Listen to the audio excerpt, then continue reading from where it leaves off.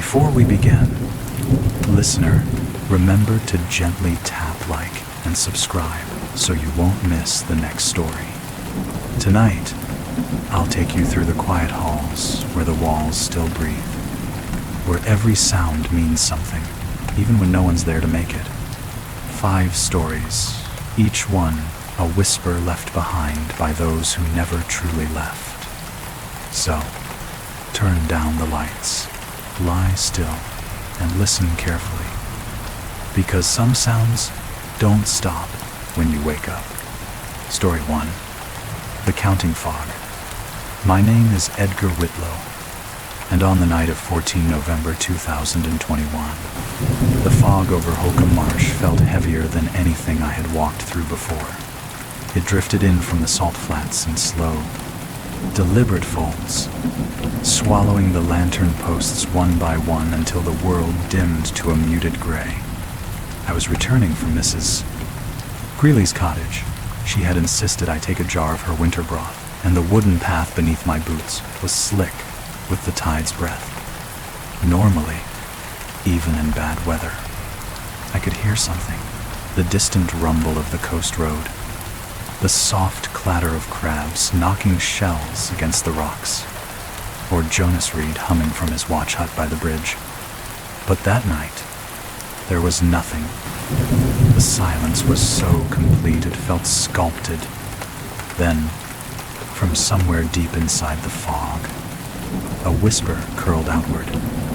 1. I turned instinctively. Nothing but the pale murk. Another whisper followed.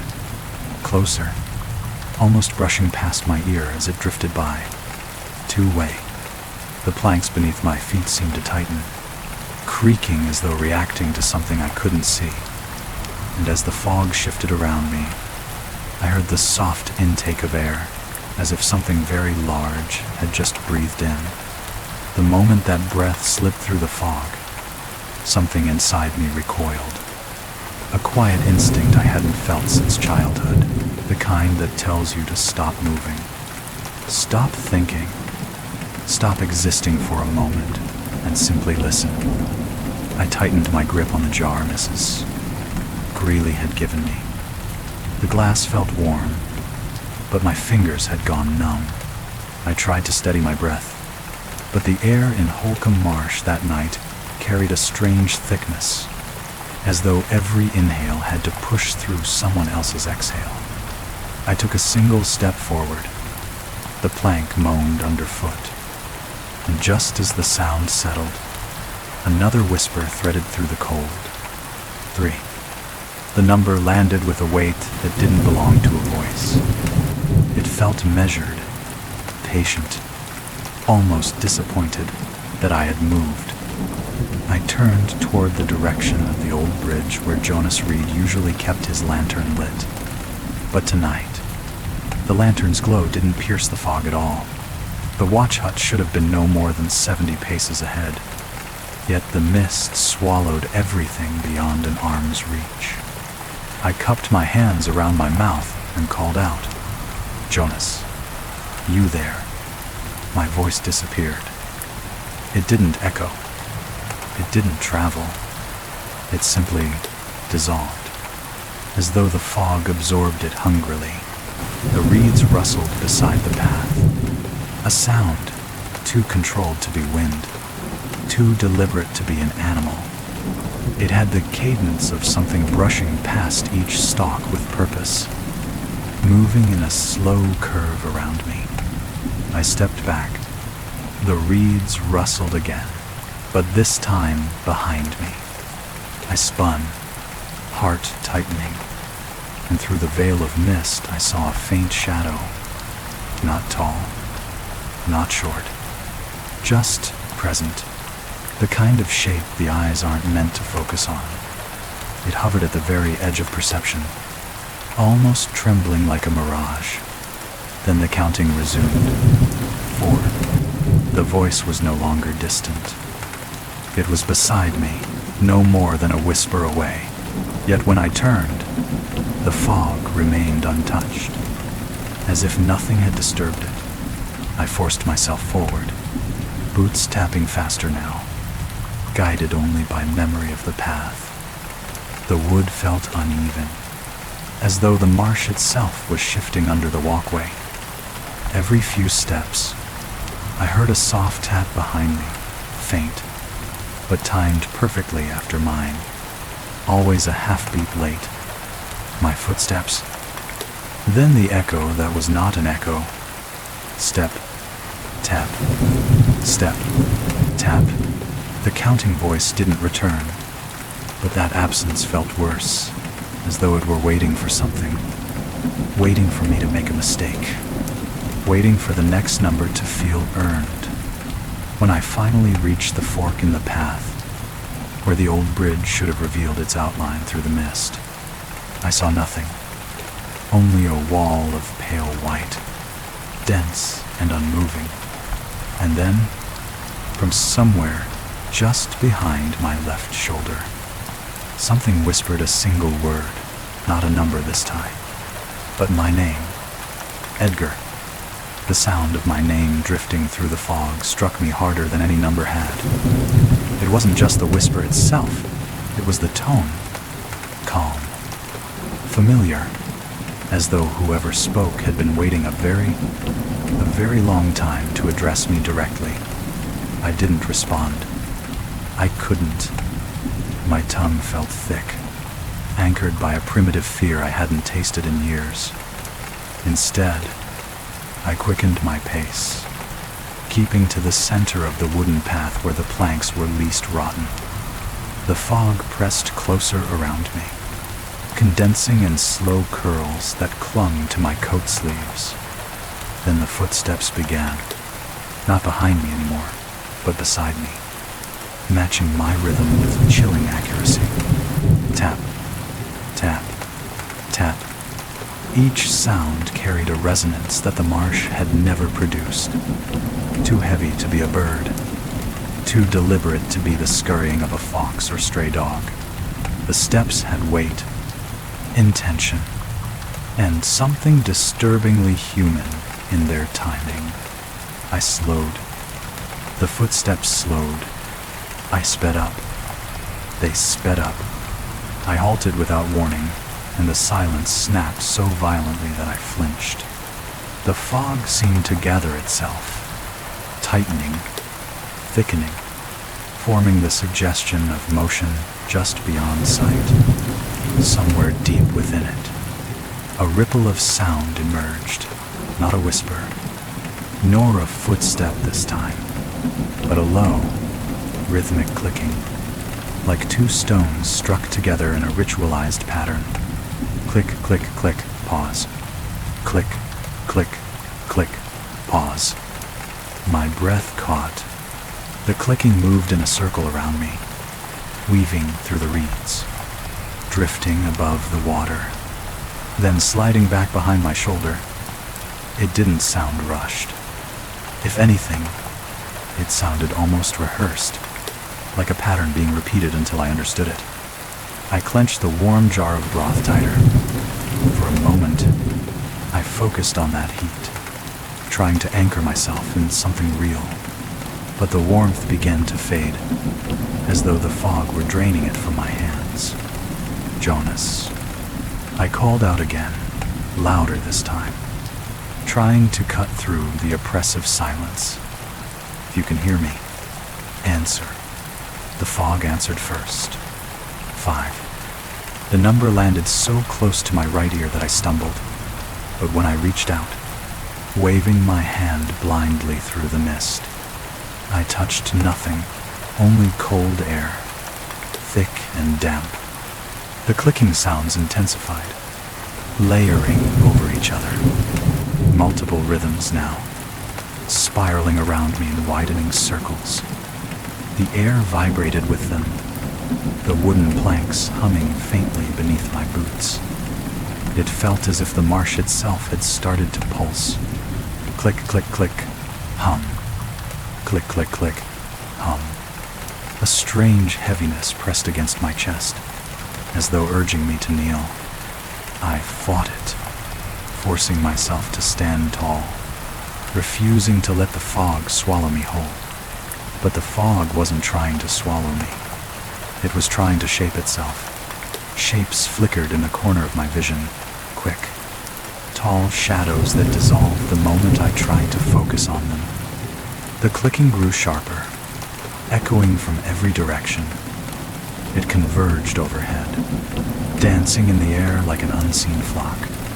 Then, somewhere far off along the path, an entirely different sound pierced the chaos, the rapid clang of the bridge bell. Jonas used it only in emergencies. Clang, clang, clang. 3 strikes, the signal for danger on the marsh. I spun toward the source. Finally, a fixed point. A place to run. I bolted down the path, boots pounding the slick planks, breath slicing through the cold air. The fog resisted, thickening, dragging at my legs like wet cloth. Behind me, no longer beside me, footsteps erupted into a sprint. Tap, tap, tap, tap, tap. Fast. Too fast. As if the ground offered no friction beneath whatever was chasing me. The clicking rose in pitch, spiraling into a frantic staccato. And then, cutting through all of it, a whisper so close it felt braided into my own breath. 6. The whisper of 6 coiled so tightly around my spine that I nearly missed the shift in the fog, a sudden thinning ahead of me, as though something enormous had drawn back to grant me passage. I sprinted toward the faint outline of the bridge, lungs burning, every plank beneath my feet groaning as if warning me to turn back. Then the footsteps behind me stopped, not slowed, not faded, stopped. The abrupt silence struck harder than the noise. It felt intentional, like a held breath before a verdict. I forced myself to keep moving, but the air around me changed. A cold current swept across the path, swirling the fog in a circular pattern. It spun slowly at first, then faster, tightening, forming shapes that trembled at the edge of understanding. My boots thudded on the wood as I ran, but beneath that sound, beneath my own heartbeat, I heard something else. My name, over and over. Edgar, Edgar, Edgar. Each repetition came from a different direction, spoken in different tones, some low and graveled, others thin and quivering, some barely more than exhaled breath, as if a crowd I could not see encircled me, learning my name, practicing it, perfecting it. I staggered to a halt, chest heaving. The bell at the bridge had gone silent. No more warning clangs. No light. No silhouette of Jonas Reed. Only fog. And then the counting resumed, but not from behind me this time. From under the path. 7. The plank beneath my right foot vibrated as though something had spoken directly into the wood. I stumbled back, nearly slipping into the marsh water, and crouched low, pressing a shaking hand against the surface of the path. The vibration pulsed through my palm, a deep, resonant thrum, too controlled to be a natural shift of the tide. I whispered, barely audible, "Jonas, if you're there." The fog parted in front of me, not by wind, by shape. A dark figure emerged, or rather, was outlined by the fog, pressing away from it. Human height, human silhouette, but wrong in its stillness, wrong in its proportions, wrong in the way its head tilted too slowly, too precisely, as though each degree of motion required permission from something unseen. Jonas. I tried, desperation gnawing my voice. The figure didn't answer. Instead, it stepped forward. The wooden path groaned, not from weight, but from recognition. The fog behind the figure surged, curling around its limbs like obedient smoke. For a fraction of a second, the mist thinned enough for me to glimpse beneath its form. No feet, no legs. It didn't stand on the planks. It hovered inches above them, and the wood bowed upward toward it like a worshiper rising to greet its priest. 8. The number rumbled from all sides at once. The figure tilted its head again, the same unnatural, marionette-like motion, then extended one arm. A long, narrow limb, too thin to be real, ending in a hand with fingers slightly longer than they should have been. The tips trembled, twitching like antennae, searching for warmth. My warmth. The path behind me creaked sharply. A warning, or a command. I didn't wait to find out which. I stepped backward. The figure stepped forward. Except it didn't step. There was no movement of limbs, no shift of weight. One moment, it was several paces away. The next, it was half the distance, pulled forward by the fog like a puppet dragged on invisible strings. 9. The number trembled through my ribs. The planks beneath us bowed as if caught between two forces, one pulling upward, one pushing down. The marsh water gurgled, dark shapes shifting beneath its surface. I realized something then, something terrible. The counting wasn't marking its approach. It was marking my distance from something else, something below. The wood at my feet quivered, as though something enormous and patient was rising beneath it, listening for its cue. My instinct screamed. Every fiber in me knew that 10 meant something irreversible. I turned and ran, not for the bridge anymore, but for the narrow side path that curved toward the old boathouse. The fog lunged after me, the clicking returning in frantic bursts. Behind me, the figure did not chase. It simply appeared closer every time I risked a glance. The fog pressed against my ears. My heartbeat pounded like a trapped drum.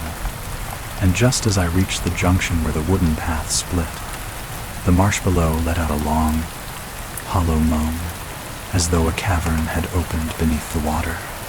The voice followed immediately. 10. The word 10 didn't echo. It settled heavy, final like a stone dropped into deep water. For a long, trembling second, nothing moved. Not the fog, not the air, not even the planks beneath my boots. The marsh held its breath, and I felt something shift under the path, as though the ground itself had exhaled. Then, suddenly, everything went still. The clicking stopped. The footsteps stopped. The whispers faded. Even the fog seemed to loosen its grip, thinning just enough for the lantern post ahead to appear as a faint, golden blur, a doorway of light in a night that had swallowed all others. I pressed a trembling hand to my chest, feeling my heartbeat slowly ease from its frantic rhythm. My breath clouded gently before me, soft, ghostly, harmless. For the first time since the counting began, I allowed myself to believe I might have outpaced it, that the side path toward the old boathouse had thrown whatever pursued me off its pattern. The air warmed a little, too. Not much, just enough that my fingers stopped stinging. The jar of broth tucked against my coat radiated a familiar heat again, as though some invisible barrier had lifted. Relief, fragile, foolish relief, unfurled in the back of my mind. I approached the lantern post, grateful for something solid, something real. Its metal frame was slick with condensation, and the flame inside flickered gently, unaffected by the restless fog I had fled moments before. I reached out, resting my fingertips against the cold iron. "Steady now, steady," I muttered to myself. From somewhere deeper in the marsh, a bird called out, shrill, natural, comforting. Then another answered. The reeds shifted with a breeze at last. Not a whisper of unseen footsteps, not the deliberate sweep of something hunting, just wind, whined. A relief so intense washed over me that my knees nearly buckled. I leaned against the railing of the path, staring across the water toward the dark outline of the old boathouse. Through the lightning fog, I could make out its sagging roof and crooked posts. Abandoned, but harmless. Just a structure rotting by the tide. My mind raced to rationalize everything.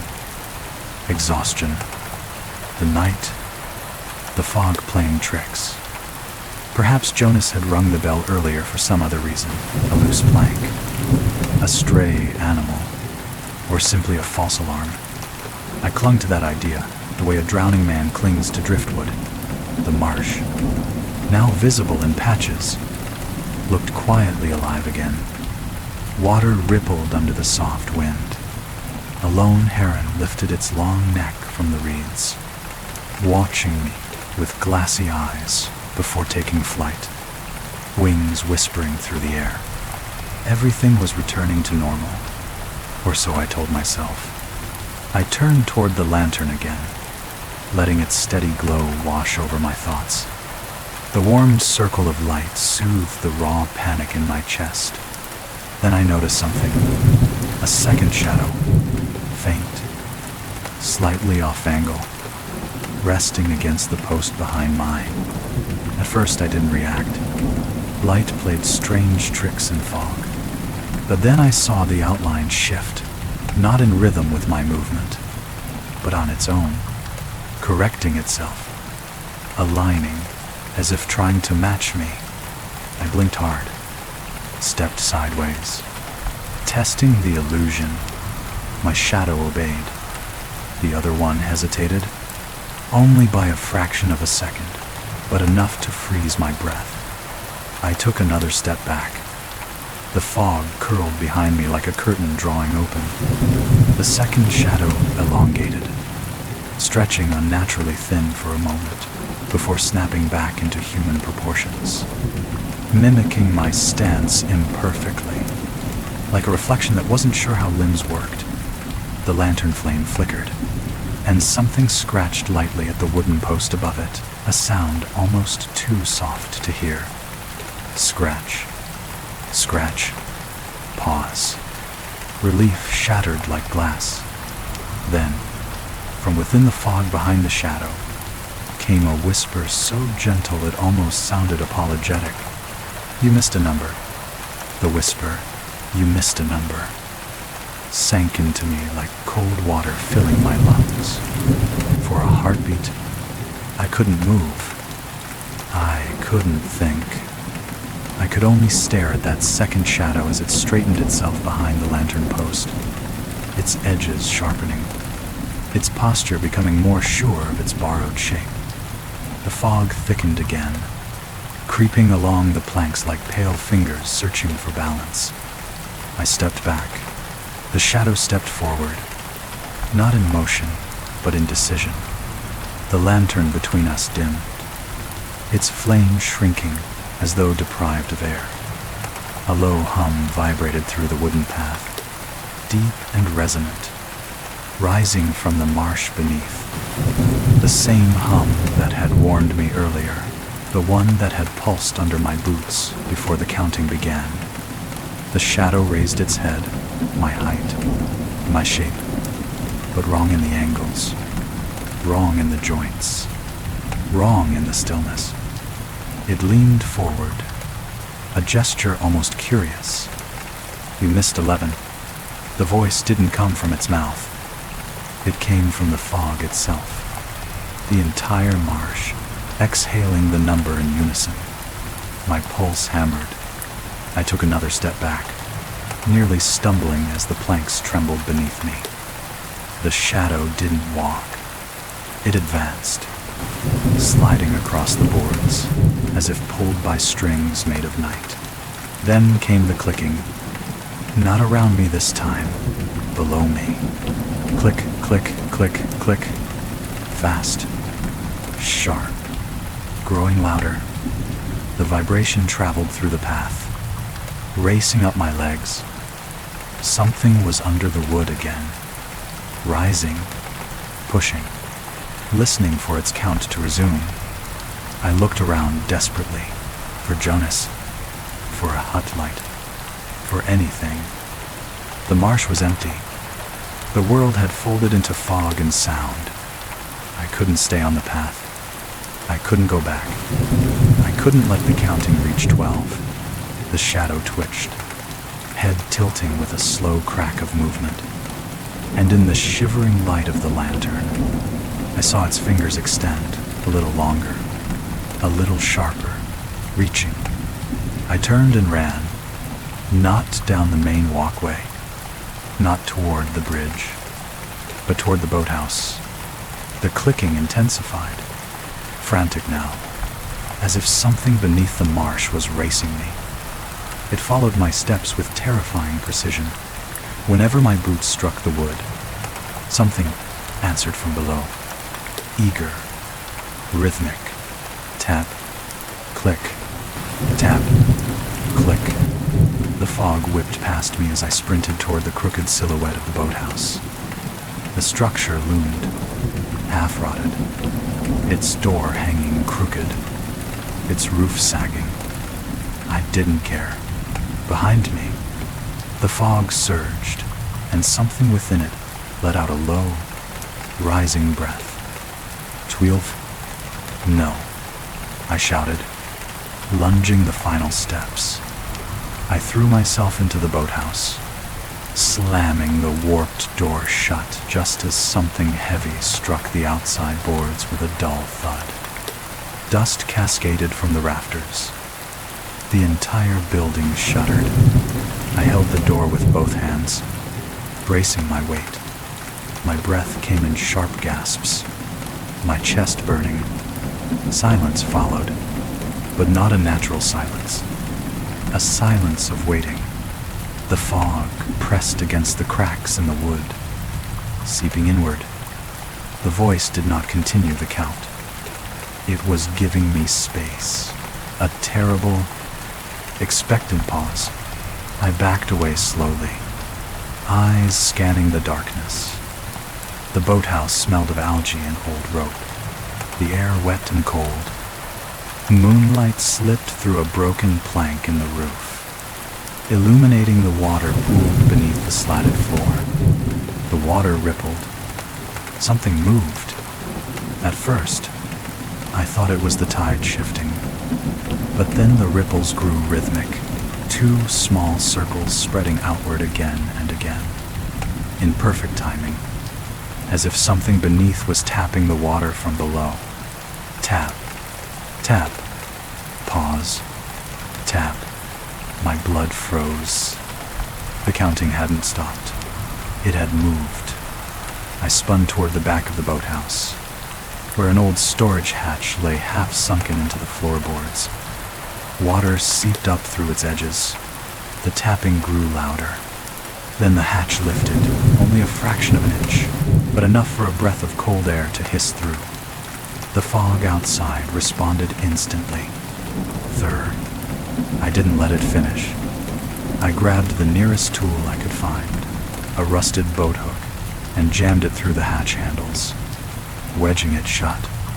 The impact shook the whole structure. Water sloshed violently beneath the boards, and an inhuman groan rose from below, as if something large had been denied its cue. The fog outside slammed against the walls. I had seconds, maybe less.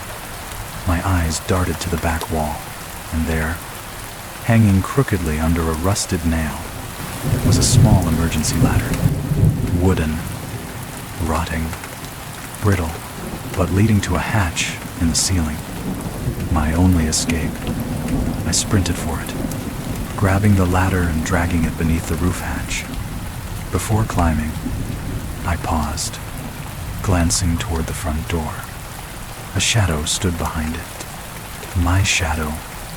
It pressed one long-fingered hand to the wood. The planks bowed inward under its touch. The voice outside sighed with patient certainty. 13-7. I climbed. The ladder groaned. Water below stirred violently. The fog shoved against the walls, cracking wood, loosening beams. Halfway up, the shadow's fingers pushed through the door's edge, impossibly thin, sliding through the gap like smoke given shape. I reached the roof hatch and threw it open. Cold night air rushed in, blessed and sharp, cutting through the marsh's oppressive breath. I hauled myself onto the roof just as the ladder snapped beneath me. The boathouse shuddered. Fog surged upward, reaching for me with tendrils like pale roots. The counting voice rose again, louder, closer, wrapping itself around my skull. 40. I crawled across the roof, slipping on wet shingles. Below me, the water churned, something massive stirring beneath the surface. Waiting for its number, I leapt. Not far, just far enough to catch the outer post of the marsh fence. My fingers screamed as they clamped down. Behind me, the boathouse roof caved inward with a deafening crack, swallowed by fog and shadows, and the rising groan of the marsh waking fully. I pulled myself over the fence, boots sliding in mud, lungs ready to burst. The counting stopped, just stopped, and the silence that followed was not relief. It was promise, a quiet inhale from the fog, close to my ear. Something whispered, "We start again soon." I stood there in the mud, gripping the fence post until splinters bit into my palms. The fog behind me curled inward, withdrawing like a tide pulling back from the shore. It didn't flee. It simply reset, folding itself into gentle, harmless-looking ribbons as though nothing had happened. The boathouse was gone, not destroyed. Gone, where the structure had been moments before. There was now only still water, black and perfectly smooth, as if the marsh had never allowed anything to be built there in the first place. I backed away, step by trembling step, until my boots found firmer ground. My clothes were soaked, my breath ragged, my mind refusing to piece anything into sense. The night sky above was clear stars visible, moon calm, the world indifferent. I should have felt safe, but then I heard it. A soft drip. Once, twice, then again. I looked down.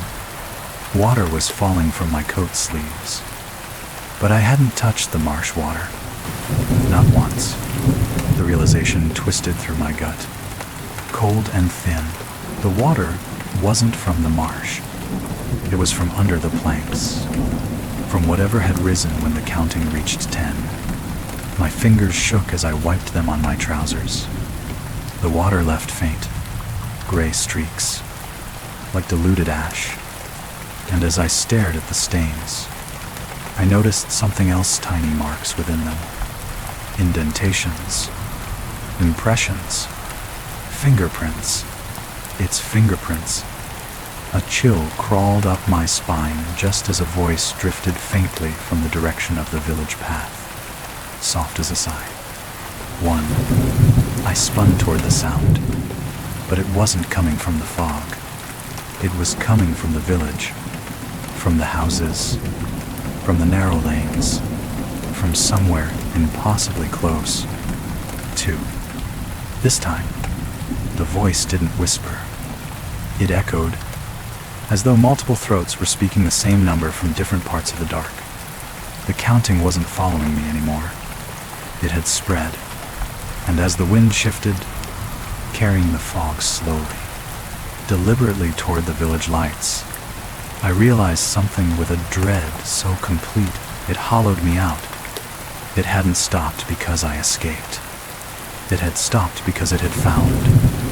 New listeners, Story 2, The Window That Breathes. My name is Elowen Breyer, and during the winter of 2020, I rented a cramped attic room in Weymouth, a quiet coastal town along the southern cliffs. I took the room for its solitude, its low price, and the way the sea mist dulled all colors at dusk. I needed silence back then, or at least, I believed I did. The attic was small but warm, with a single circular window facing the ocean. Locals called it the Eye, and when the landlord, Mr. Halvern, handed me the key, he warned me that the window was old, drafty, and prone to strange noises in the wind. But on my first night, the air outside was completely still. No waves slamming the shore, no gulls crying overhead, no wind pressing against the walls. Yet as I lay in bed, half asleep, I heard it. A long, slow inhale, right against the glass. Not the creak of wood, not the sigh of old frames shifting, but breathing. Deliberate, measured, as though someone were standing just beyond the pane, their lips almost touching the cold surface. And then came the exhale, soft, steady, impossibly human. I lay there very still, telling myself it was nothing. Old houses complain at night. Wood settles. Pipes shiver. Glass remembers the heat of the day and sighs it out in the dark. I'd lived in enough cheap places to know that silence could be just as deceptive as noise. But this wasn't the house. This was rhythmic. Inhale. Hold. Exhale. I counted the seconds without meaning to. 4 on the way in. 2 of stillness. 5 on the way out. The kind of slow, deliberate breathing you hear from someone trying not to wake another person in the room. My room was small. A single bed pushed against the sloped wall, a rickety wardrobe, a narrow desk, and the circular window above the radiator. That was it. No ensuite, no corridor, no connecting door, just me. And the window. I lifted my head slightly from the pillow, listening. The breathing stopped. For a moment, the only sound was the faint ticking of the travel clock on the bedside table. Its soft, cheap mechanism felt suddenly loud, each click a reminder that time was still passing normally, even if everything else wasn't. I almost managed to convince myself I'd imagined it. That the journey, the unpacking, the low hum of anxiety still clinging to me from my old life had twisted some mundane creak into something wrong. Then the glass misted. I didn't see it happen at first. I heard it. A faint, wet sound, like lips almost, but not quite touching the pane. Then the soft patter of condensation forming and beginning to slide. I turned my head slowly. From the bed, I had a clear view of the window. The world outside was only a black disk. The sea, the sky, the town lights, all erased by the dense night. But on the inside of the glass, in the upper left curve, a pale patch of fog was blooming. It expanded with each breath. Inhale, the mist thickened. Pause. Exhale. It spread slightly downward. Someone was breathing onto the window from the inside. My side. I pushed myself upright in bed, heart beginning to tug against my ribs. The air in the room felt unchanged, neither cold nor damp, but there was a pressure in it that hadn't been there before. as if something unseen had taken up space. I swung my legs over the edge of the mattress, bare feet touching the wooden floor.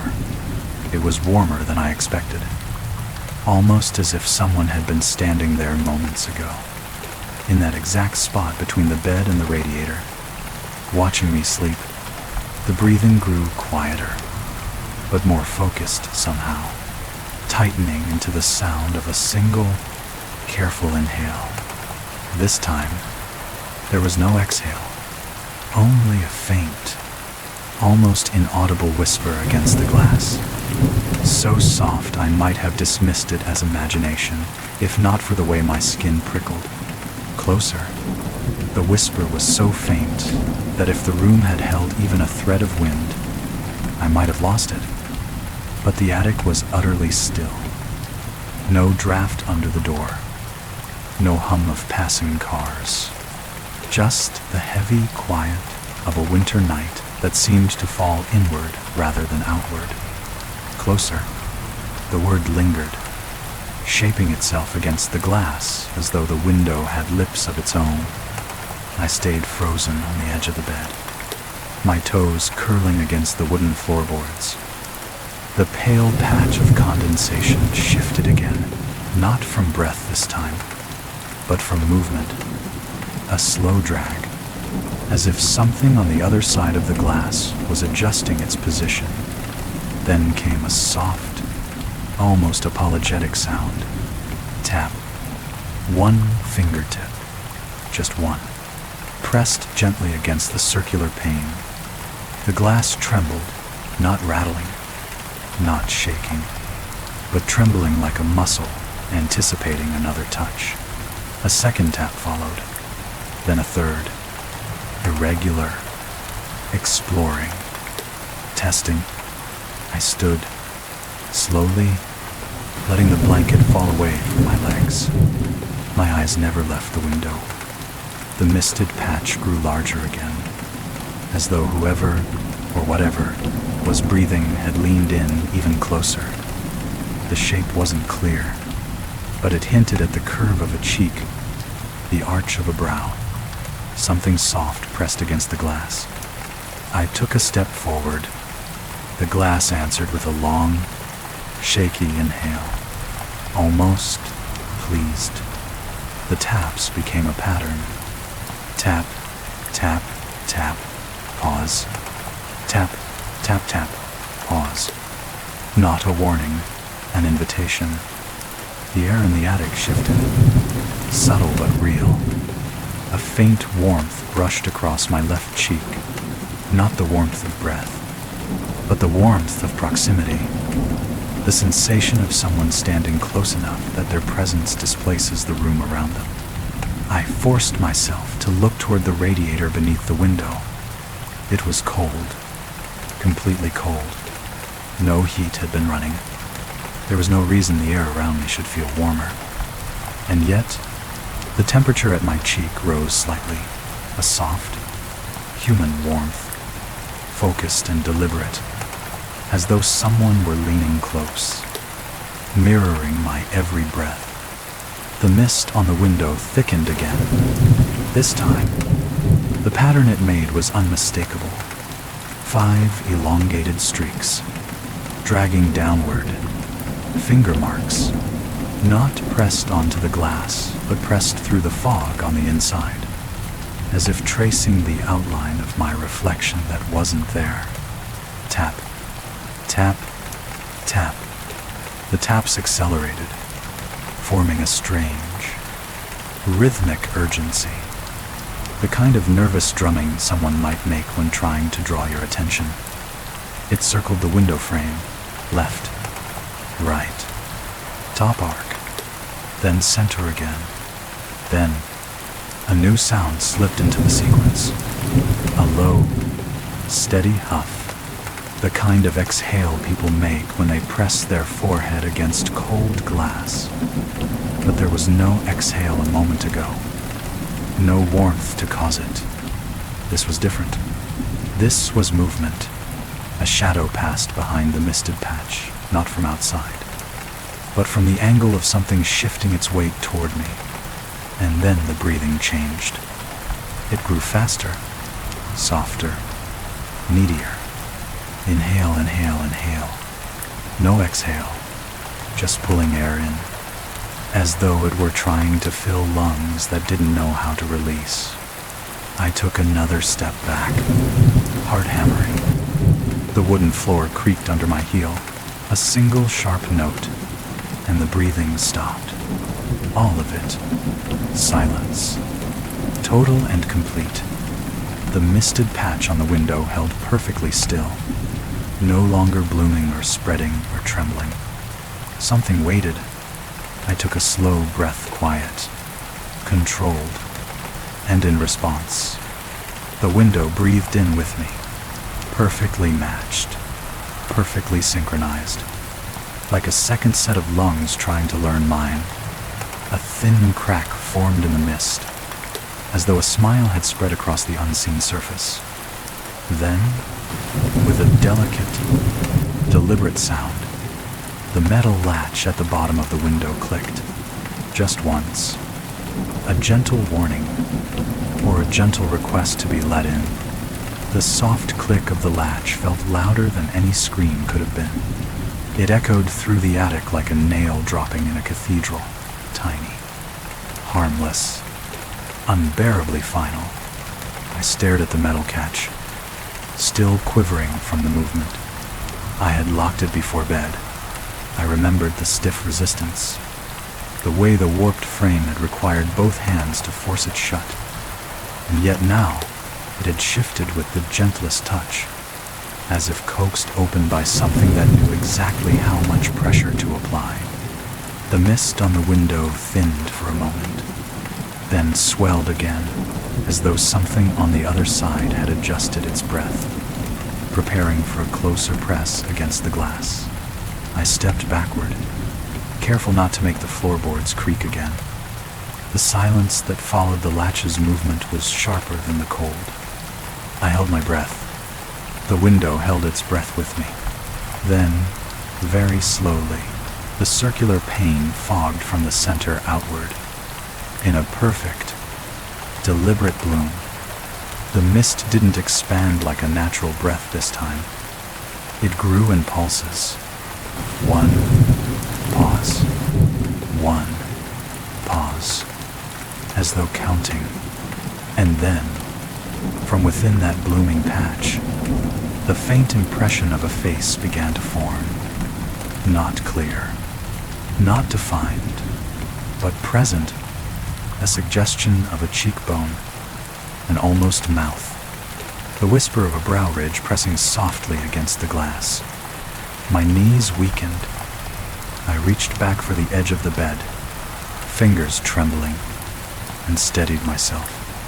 The breathing returned, not warm but shaped, as if the window had begun copying the rhythm of breath rather than producing it, mimicking, testing, learning.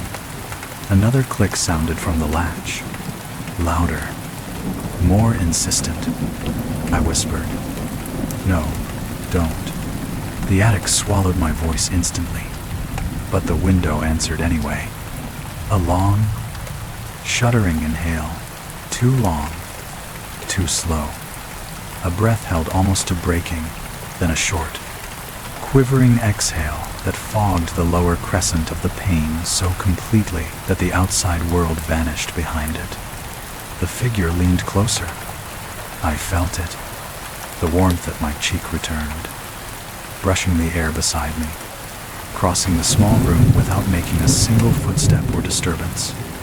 The air tightened in my throat, and I pressed myself back against the wall, praying the old wooden boards wouldn't betray me with another creak.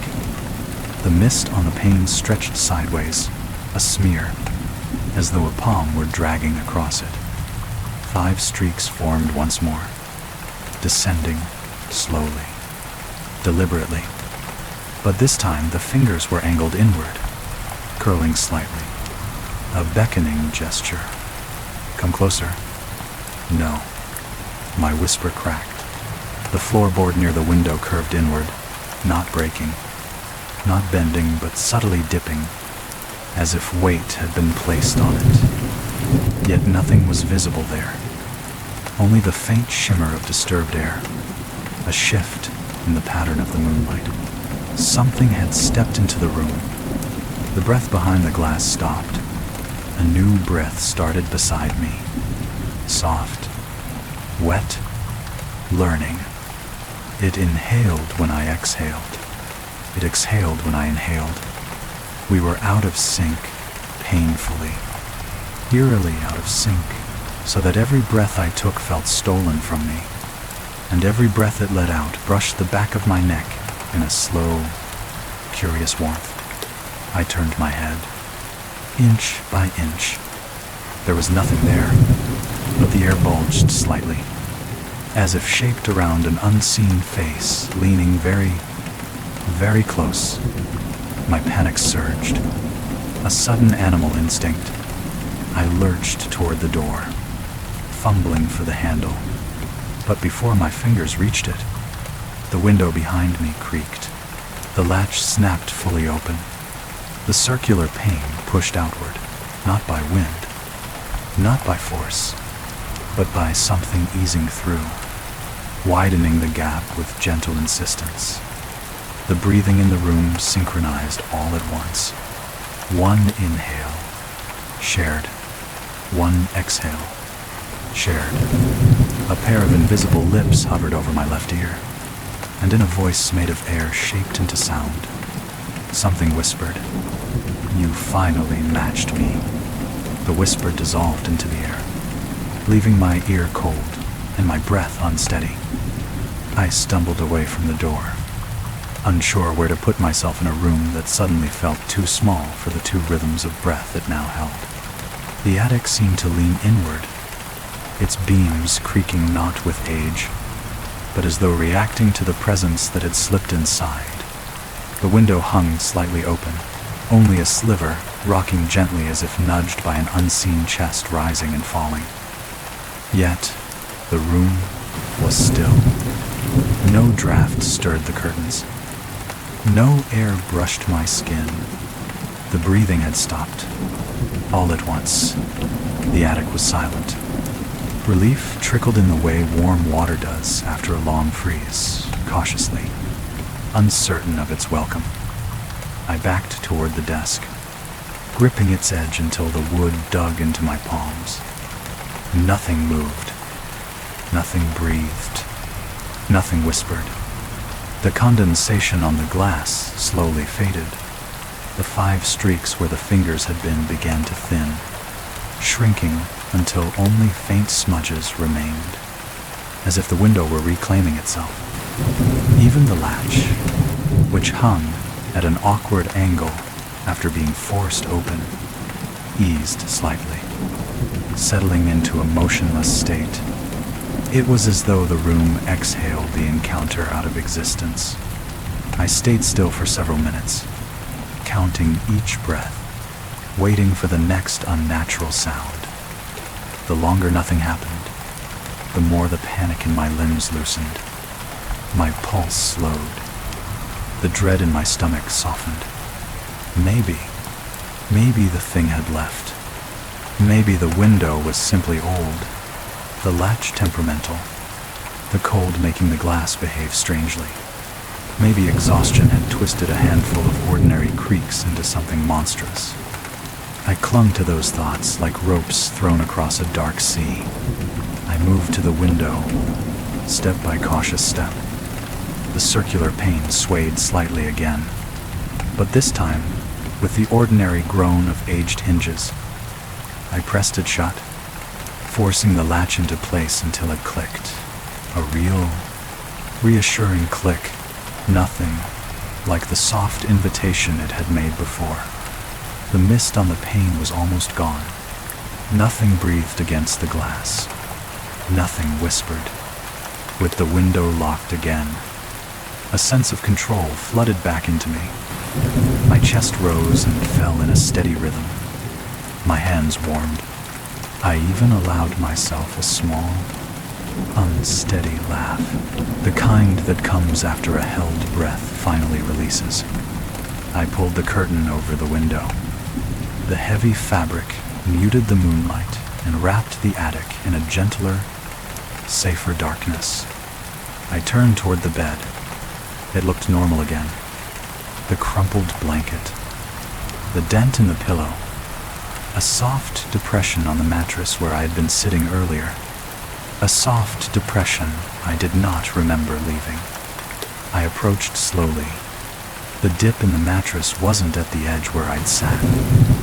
It was at the center, deep, as if someone had lain there for a long time.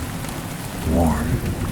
I leaned down, hesitating, then placed my fingertips against the indentation. The blanket was still creased, the pillow still indented, but the mattress, he was warm, very warm, wrongly warm. Not the warmth of a person who had briefly sat, but the warmth of a body that had rested there moments ago. My breath hitched. Then, from beneath the blanket, the fabric slowly lifted, just a little, just enough to mimic the rise of a chest-drawing breath. I staggered back, knocking into the desk. The travel clock toppled, hitting the floor with a soft clatter, a sound loud in the suffocating quiet. The blanket stilled. The room held its breath with me. Seconds passed. Long, empty, harmless. Relief tried to push its way back in, a trembling, fragile thing. But before it could settle, the blanket lifted again. Higher, slower, deliberate. A single inhale, deep, familiar, exactly the rhythm of my own breath. Then, from beneath the blankets, pressed against the mattress where a mouth should not be, a whisper rose into the air. You stopped matching me. The whisper seeped through the blankets like dampness through fabric, soft, level, patient, not angry, not surprised, simply disappointed. My lungs locked in place, refusing to draw air for fear the thing beneath the blanket might mimic it again. The mattress rose slightly, as if a hidden chest were expanding beneath the quilted cover, then fell with a slow, languid sigh that didn't belong to me. I backed toward the attic door, hands searching blindly for the handle. The blanket moved, not in the sudden jerk of an animal startled, nor the shifting of sheets settling after weight lifts. It moved in a long, deliberate ripple, a wave running from the foot of the bed to the pillow, as though something were stretching itself out beneath the fabric, learning its shape, sharpening its edges, deciding how human it wished to appear. The curtains over the window fluttered. No breeze entered. The window was locked, but the curtains breathed a gentle pulse, in and out, as though the room itself were inhaling through invisible lungs. I found the door handle at last and twisted it. It didn't move. It hadn't stuck earlier. It had responded earlier, sealing itself shut with a soft, obedient click after the window latch had opened. I twisted harder. The metal bit into my palm. No give. A sound behind me. Not the blanket this time. A soft pat. Bare feet on the floorboards. I turned slowly.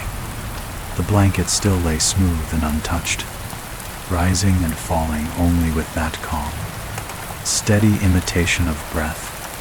But the patting continued, not from the bed, but from the far corner of the room, behind the wardrobe, where shadows pooled thickest. Pat, pause, pat, pat, pause. The rhythm of someone learning to walk. The wood creaked under an unseen weight shifting closer. My throat tightened, but instinct made me whisper anyway. Stay, stay away from me. The words quivered into the darkness, and the darkness exhaled. Warm air brushed the side of my neck, humid, curious, as though someone were standing directly beside me, leaning in to smell the words on my lips. I jerked back, slamming against the door. The wardrobe door creaked open, not fully, just an inch, enough for a sliver of black to widen. From inside, something tapped on the inner wall, 3 times. Slow, practiced. Then the breathing began again, not 1 breath, but 2, 1 from the bed, 1 from the shadow behind the wardrobe, both synchronizing with the pace of my panic. Inhale, inhale, exhale, exhale. My breath tangled with theirs, impossible to separate. I reached for the window, even locked. It was another exit. I tore the curtain aside. The circular pane was completely fogged over from the inside. A perfect white bloom in the shape of a face pressing tightly against the glass. Then the imprint shifted. Lips, pressing outward. The glass flexed. I staggered back toward the bed, the only space left that wasn't advancing. The blanket rose again, higher, a silhouette forming beneath. Shoulders, a face, ribs expanding with each borrowed breath. Something sat up. I bolted for the radiator. It was cold as stone. A terrible reassurance that none of this warmth belonged to the house. Grabbing the side of the bed frame, I yanked it forward, hard, using every ounce of fear as force. The bed lurched, its legs scraping loudly. A hiss rose from beneath the mattress, sharp, startled, almost wounded. The silhouette beneath the blankets collapsed flat. For 1 impossible second, I thought I'd crushed it. Then the floorboards beneath the bed erupted in sound. Hands, many hands, slapped upward from under the floor.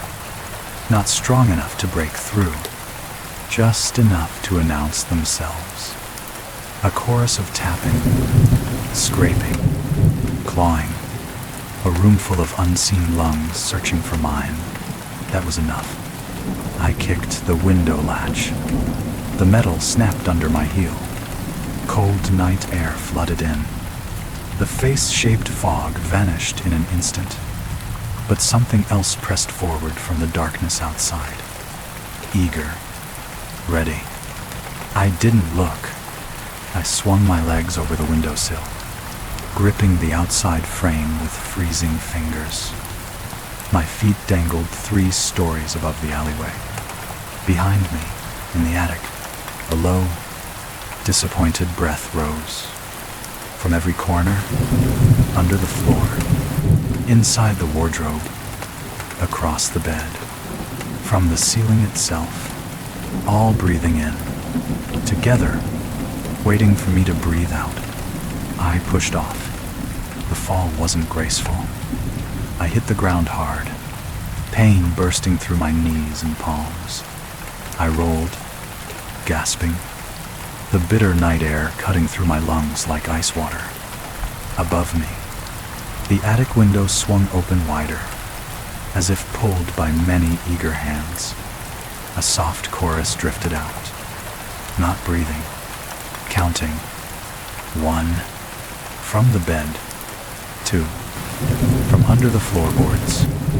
3, from the wardrobe. 4, from the open window. Then, all at once, from everywhere inside the room, a single, perfect breath, shaped into a whisper that drifted down to me in the alley. Don't forget to let us finish. I limped backward across the alley, eyes fixed on the open attic window. Nothing emerged. No silhouette leaned out. No hand extended. Just the dark frame and the faint sway of the broken latch dancing in the windless night. The counting had stopped. That should have comforted me. It didn't. I forced myself to look away, scanning the narrow alley for movement. for any sign that the thing inside had slipped down before I could see it. But the stones were bare, wet with sea mist, undisturbed. Every doorway was closed, every lamp extinguished. The town slept. A painful chill crawled up my arms, not from the cold, but from the memory of those breaths synchronizing with mine. My lungs still stuttered, unsure which rhythm belonged to me. I took a step toward the street. A faint sound followed, not from above. From my sleeve, a soft, wet inhale. I froze. Slowly, painfully slowly, I lifted my arm. The cuff of my jumper was damp, not from the fall, not from the mist. The fabric was warm, as though something had held on tightly before letting go. Another inhale rose from the cloth. I shook my arm violently. The sound faded, not stopping, but retreating deeper into the sleeve, as if slipping away to hide. My pulse thudded against my ribs. Too loud, too fast. I pressed my back against the alley wall, breathing shallowly. The last thing I wanted was to give it a rhythm to follow. Then, from the direction of the harbor, somewhere unseen behind the row of houses, a single attic window slammed open, followed by another and another, all circular windows, all facing the sea, all breathing out long, trembling exhales into the night, as though the thing I'd escaped had taught others how. I backed away from my own building, heart rattling in my throat, as the night filled with uneven, halting breaths, dozens, maybe hundreds, spreading across rooftops like a contagious tide. Then, from deep within my sleeve, a tiny whisper curled against my skin. We only need one breath to find you again.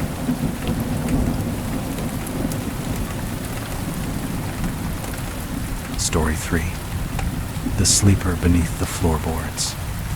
My name is Callum Fenn, and in the spring of 2018, I rented a small upstairs room in Brookhaven, a quiet, rain-soaked district tucked between two forgotten roads of North Yorkshire. The house belonged to an elderly widower, Mr. Dahl, Aldrin, who assured me the floorboards were old but sturdy, a phrase that felt charming at the time.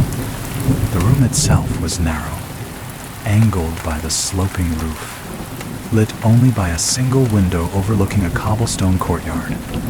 At night, the rain softened everything: sound, shape, even thought.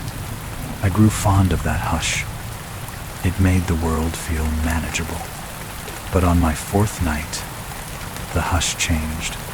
I had just blown out the bedside candle when I heard it. A soft, deliberate tap beneath the floorboards. One tap, then nothing. It wasn't the scuttle of pipes or the contraction of old timber. It was too controlled, too patient. I lay still, listening.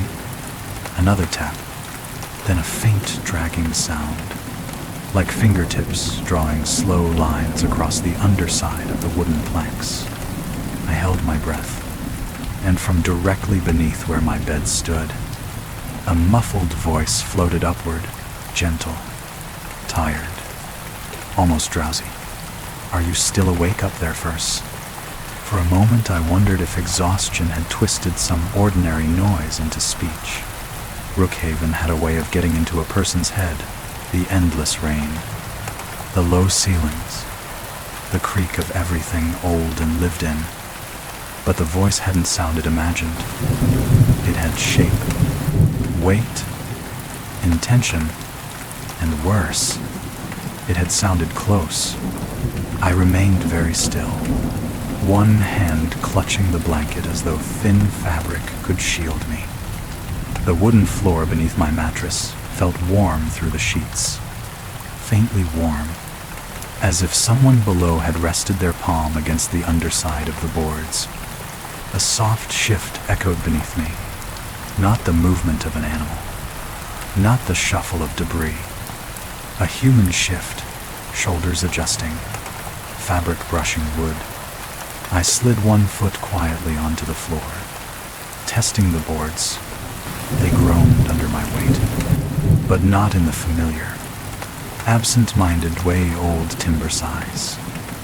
No, the sound felt like a response, a reply. The dragging returned, faint but unmistakable, as if fingertips were tracing a slow arc beneath where my heel pressed. I jerked my foot back onto the bed, heart thudding. "Don't leave," the voice murmured. I froze.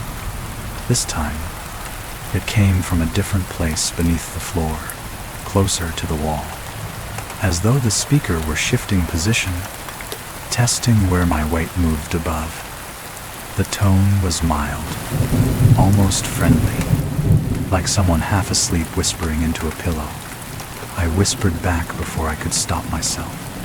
"Who's down there?" The floorboards tightened, a soft, wooden tension, like breath being held.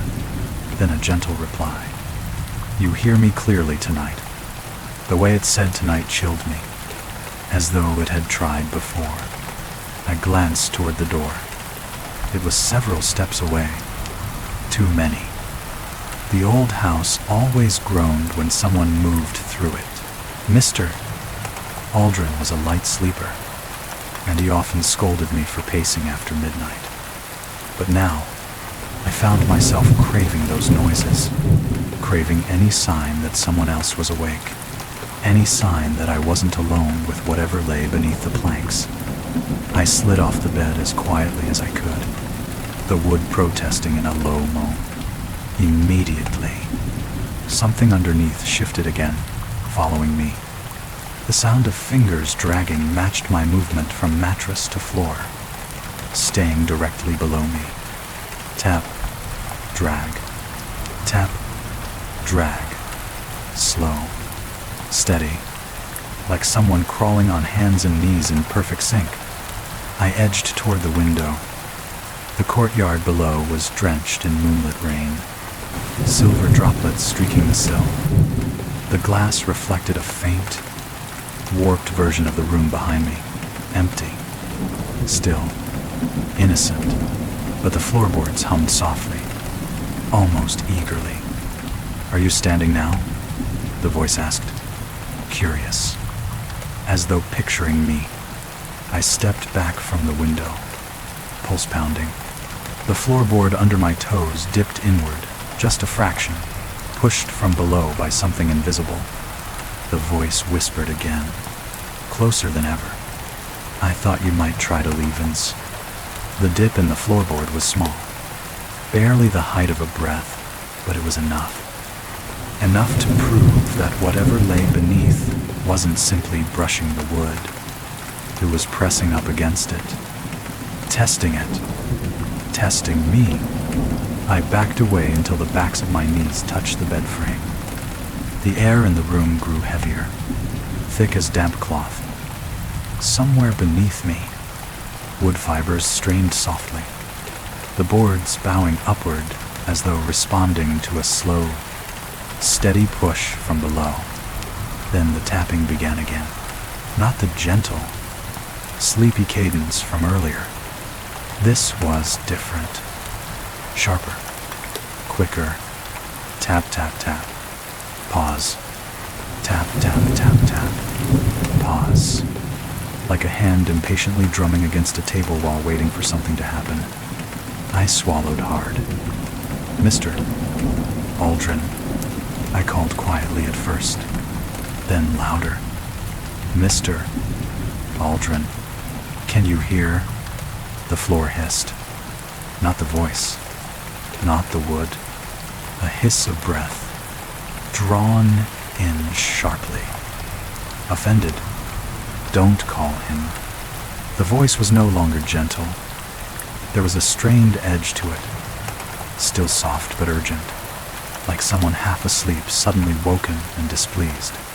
The boards creaked in a low ripple beneath me, one plank after another, as though something were sweeping its hand along the underside, searching for the sound of my steps. Tap, drag, tap, drag. The rhythm quickened. The dragging noise sharpened. Not smooth anymore, but scraping. Nails or knuckles skimming too fast against rough wood. The vibrations traveled up through my soles. The room felt smaller. The ceiling lower. The air thinner. The house had always been quiet. But now the silence was suffocating, so complete that the tapping under the floor sounded amplified. Close to the surface, almost breaking through, I stepped backward again, instinct pulling me toward the door even though it felt impossibly far away. The moment my weight shifted, the tapping halted. Then, bang, a single, violent strike from beneath the floorboards. Directly under my left foot, I yelped, stumbling back onto the bed. The frame shuddered. Dust drifted from the slanted ceiling above. Another bang, closer to the bed this time. Then a third, right beneath the mattress. The blows weren't random. They were searching, triangulating, mapping my movements with terrifying precision. You move so loudly now, the voice murmured, its tone morphing again, this time almost delighted. The boards groaned. The very lines between them widened as pressure built beneath, as though something vast were shifting in its cramped corridor of darkness. A scraping noise began, a long, dragging pull moving from the farthest wall toward me. Slow, eager. Something was crawling closer. I pressed myself back against the wall, pulse thundering in my throat. The floor between the bed and the door bowed upward, the wood flexing like a thin drumskin pulled too tight. A new sound joined the scraping, a soft, rhythmic thud, like a head knocking gently against the underside of the boards. Thud, thud, thud. Growing stronger, the planks rose with each impact, dust rising in faint clouds as the wood bulged. You hear me better when I'm nearer color. The voice murmured from beneath, no longer tired awake, fully awake now. So close, almost there. The knocking softened back into tapping. Tap, tap, tap, tap, tap, tap. Fingers, many fingers, feeling along the underbelly of the room, following the shape of the bed, tracing the legs of the frame, finding where I sat.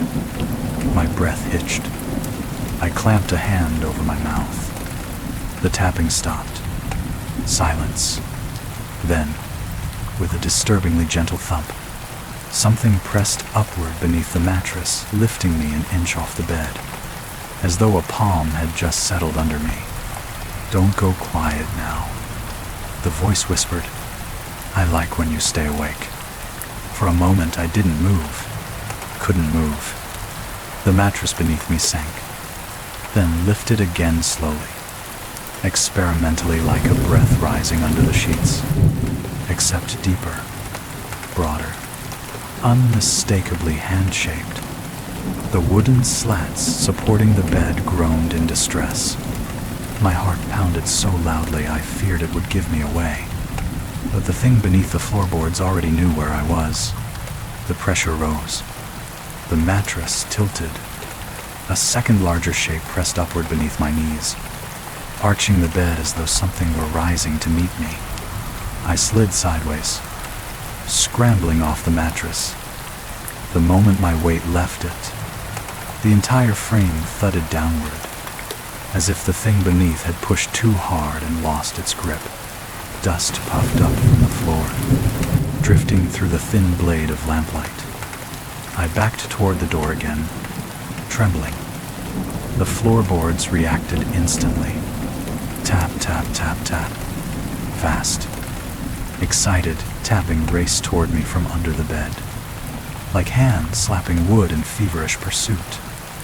I froze, my heel lifting just before touching the plank that bulged upward like a living pulse.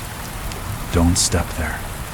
Soft, cautionary, as though the thing were warning me not to hurt it. A chill rippled through me. This isn't possible, I whispered. The floor answered with a long, low-moan timber bending, shifting, stretching. The room felt alive, as though the boards were skin and bones belonging to something waking beneath. I darted toward the window instead, but the floor rolled beneath me, an actual ripple, like a wave passing under a sheet. It tossed me off balance, sending me stumbling into the wardrobe. The moment my shoulders struck the wood, the tapping changed. It multiplied. 3 places beneath the room, then 5, then more. Hands, many hands, all searching for me. There you are. This time, the voice came from directly below the wardrobe. The floor bulged upward, the plank swelling as though something pressed its face against it. A vague impression formed, a slope of forehead, the curve of a cheek. The board strained, cracked. A thin line split open, releasing a puff of stale, warm air that smelled of earth and sleep. I shoved the wardrobe aside in panic. It scraped violently across the boards, and everything below stopped. All tapping, all scraping, all breath. Silence, total and sudden. Then, slowly, deliberately, from the center of the room, just under the rug, something rose. Not a hand, not a face, a shape, broad, flattened, like the outline of a torso pressing upward against cloth. The rug lifted several inches, draped over whatever was pushing from below. I've woken now, the voice murmured. Don't make me crawl too far out. The rug bulged toward me. I stumbled back, feeling the cold wall press against my spine. The shape under the rug paused, listening, then rolled gently, like a sleeper turning over. The boards under it creaked deeply. I'm leaving, I whispered, voice shaking. The response came instantly, a low hum of distress from beneath the floor. Not anger, hurt. Don't go down the stairs, it said softly. It's too far. I can't reach you there. The boards near the door bent inward, as though something heavy pressed down on them from below, blocking the path. Dust sifted from the cracks. My breath quickened. Stay by, the voice whispered. Or at least, let me see you properly. The bulge under the rug rose higher, too high now, stretching the fabric upward like a tent. Something underneath was trying to stand. The legs of the bed rattled. The wardrobe shuddered. The entire room vibrated with the effort of something forcing itself upward through a space far too small. I bolted, not for the door, not for the window, but for the single loose floorboard near the corner, the one I'd noticed on the second day but never reported. I leapt onto it with all my weight. Crack. The plank snapped. The rug collapsed. A groan of pain echoed beneath me raw. Low, wounded, followed by a frantic, lurching scramble as whatever lay under the room retreated in quick, panicked bursts, its many hands slapping wildly on the timbers. The floor fell silent. For the first time all night, I felt the room breathe without something breathing beneath it. But the silence didn't last.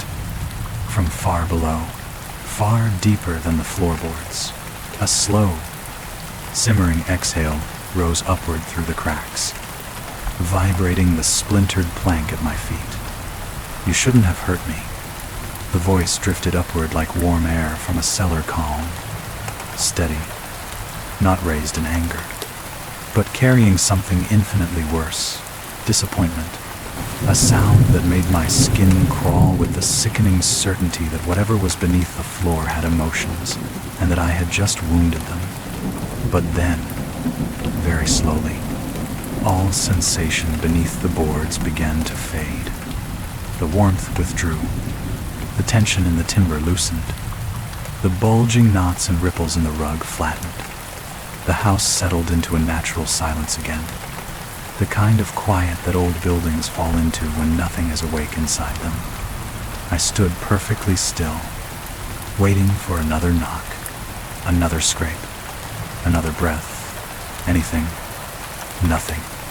For the first time since the tapping began, the floor felt like a floor again. Dead wood, cold grain, empty space. I crouched beside the broken board, heart hammering, and gently touched the splintered edge. No warmth seeped up. No vibrations shuddered through the timber. The gap beneath was black and dusty, filled with cobweb threads and the faint smell of old plaster. A normal cavity. A quiet cavity. It made no sense, but the stillness soothed me in a way I hated myself for needing so desperately. I stood slowly, testing my balance. The boards didn't react, no rise. No answering tap. The room felt truly empty. The air lighter, no longer thick with unseen breath. Even the old wardrobe, still askew from where I'd shoved it, looked harmless now. Just a piece of heavy furniture in a cramped attic room. My shoulders sagged as tension drained away. I let out a shaky breath of relief, and nothing below tried to match it. I laughed a little under my breath then, nervous, exhausted. It's over, I whispered to myself, as if saying it aloud might make it true. The bed creaked quietly, but only from the shifting of its own frame. No other weight pressed up from beneath it. I moved to the window and pushed it open. A soft gust of rain-filled air swept in, smelling of wet stone and spring mud. The courtyard below glistened silver in the lamplight. A lone cat darted between shadows.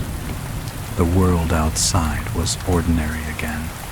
That was when I finally allowed myself to believe I'd imagined half of it. Fear bends sound.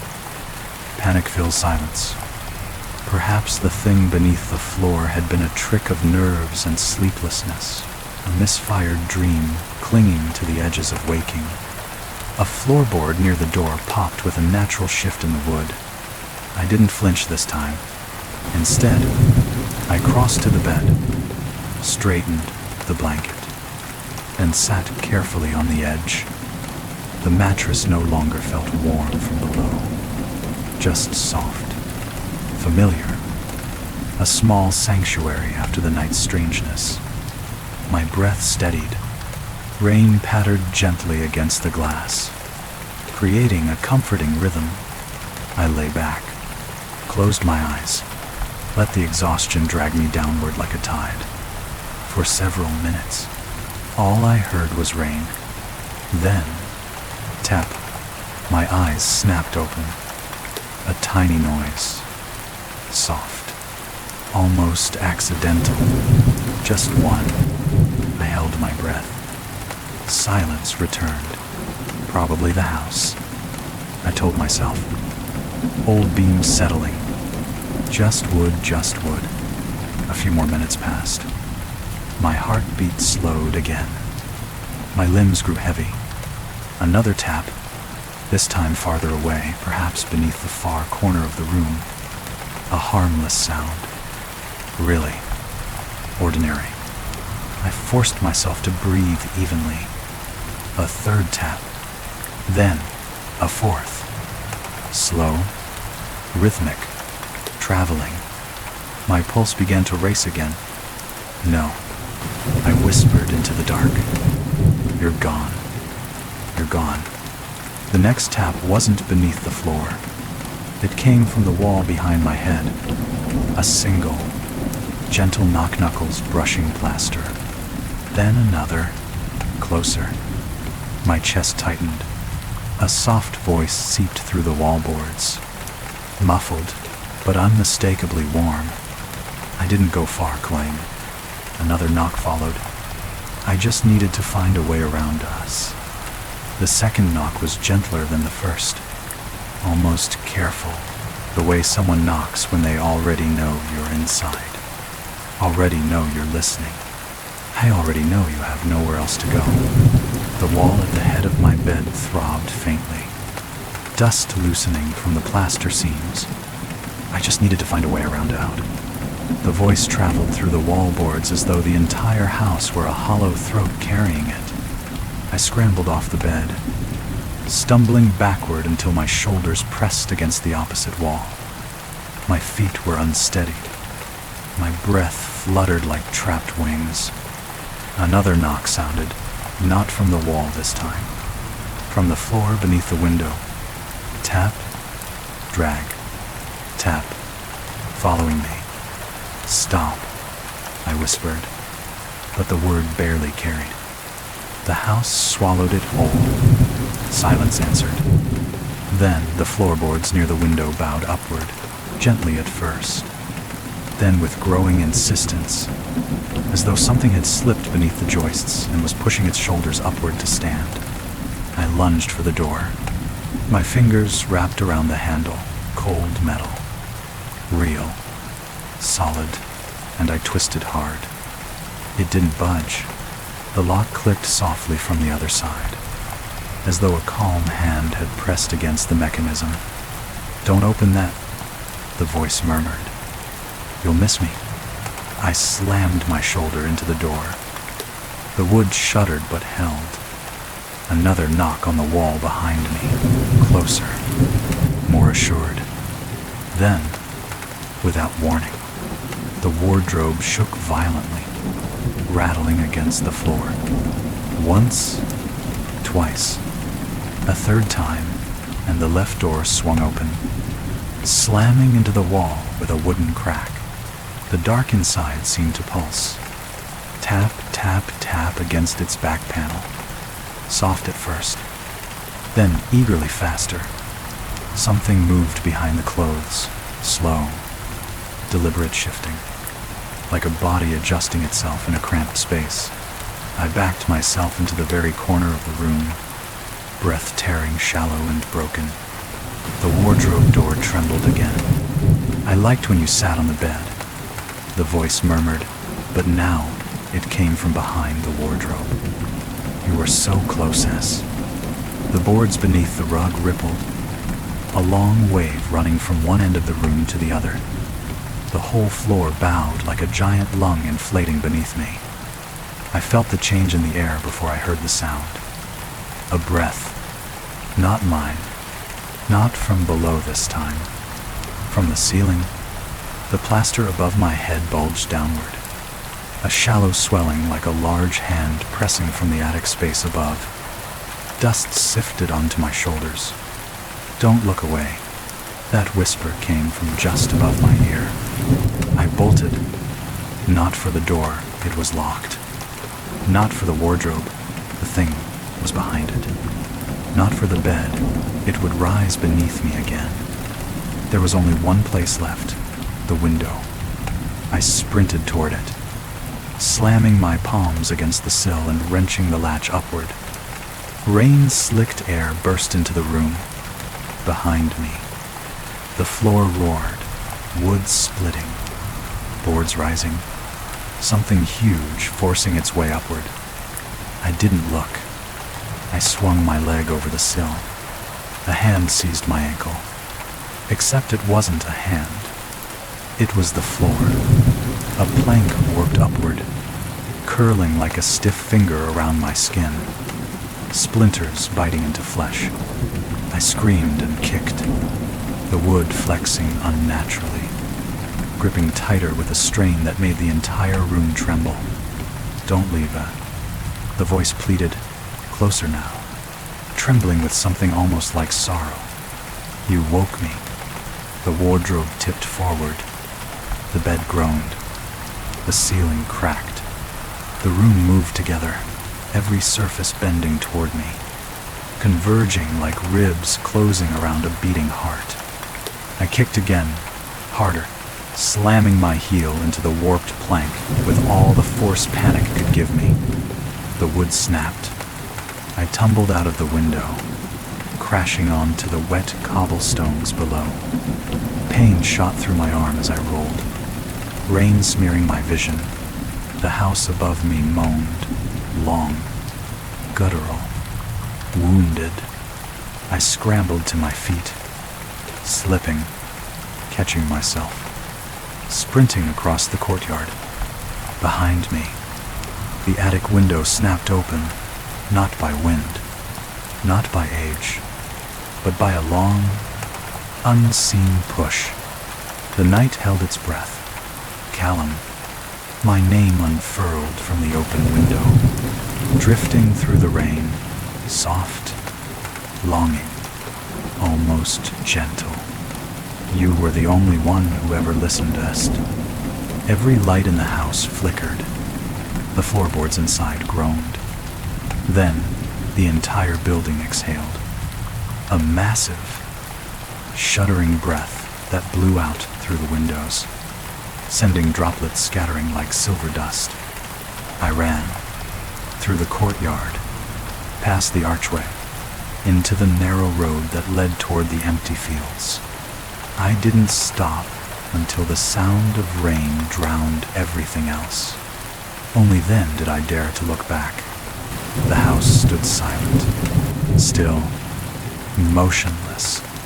But the attic window, my window, was open just a fraction.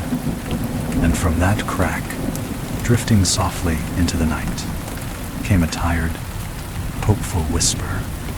I can crawl farther next time. I didn't stop running until the houses thinned and the fields opened into long, dark stretches of wet grass. My lungs burned. My legs shook. Rain blurred the world into streaks of gray. Only when I reached the old stone footbridge outside Rookhaven did I finally collapse against its rail. Gasping, the house was a dim silhouette in the distance now. Harmless, ordinary, as though nothing inside it had tried to pull itself up through the floor to greet me. I clutched the rail, forcing myself to breathe slowly. The rain softened, turning into a mist that clung to my hair and lashes. Beneath the bridge, the shallow stream whispered against the stones. Normal sounds, real sounds. I exhaled shakily, and the ground beneath my feet vibrated. A faint tremor, small, gentle, like something tapping the underside of the bridge. Tap, tap, tap. Pause. My blood iced. No, I whispered, backing away from the railing. The tapping followed me along the stone path, keeping perfect pace beneath my steps. Tap, tap, tap, as if the creature beneath the floorboards had found a new surface to crawl under. I stumbled off the bridge entirely, boots sinking into wet soil. The tapping stopped. The silence that replaced it was thick and waiting. Then, from the damp earth beneath me, something whispered upward through the ground. You walk so loudly, Callum. My breath hitched. I can hear you from anywhere now.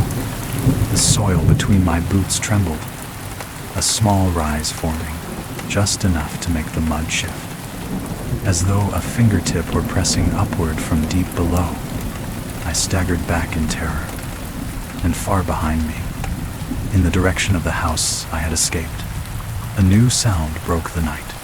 The front door of Mr. Aldrin's house creaked open, slowly, thoughtfully, as though something inside had finally learned to use it.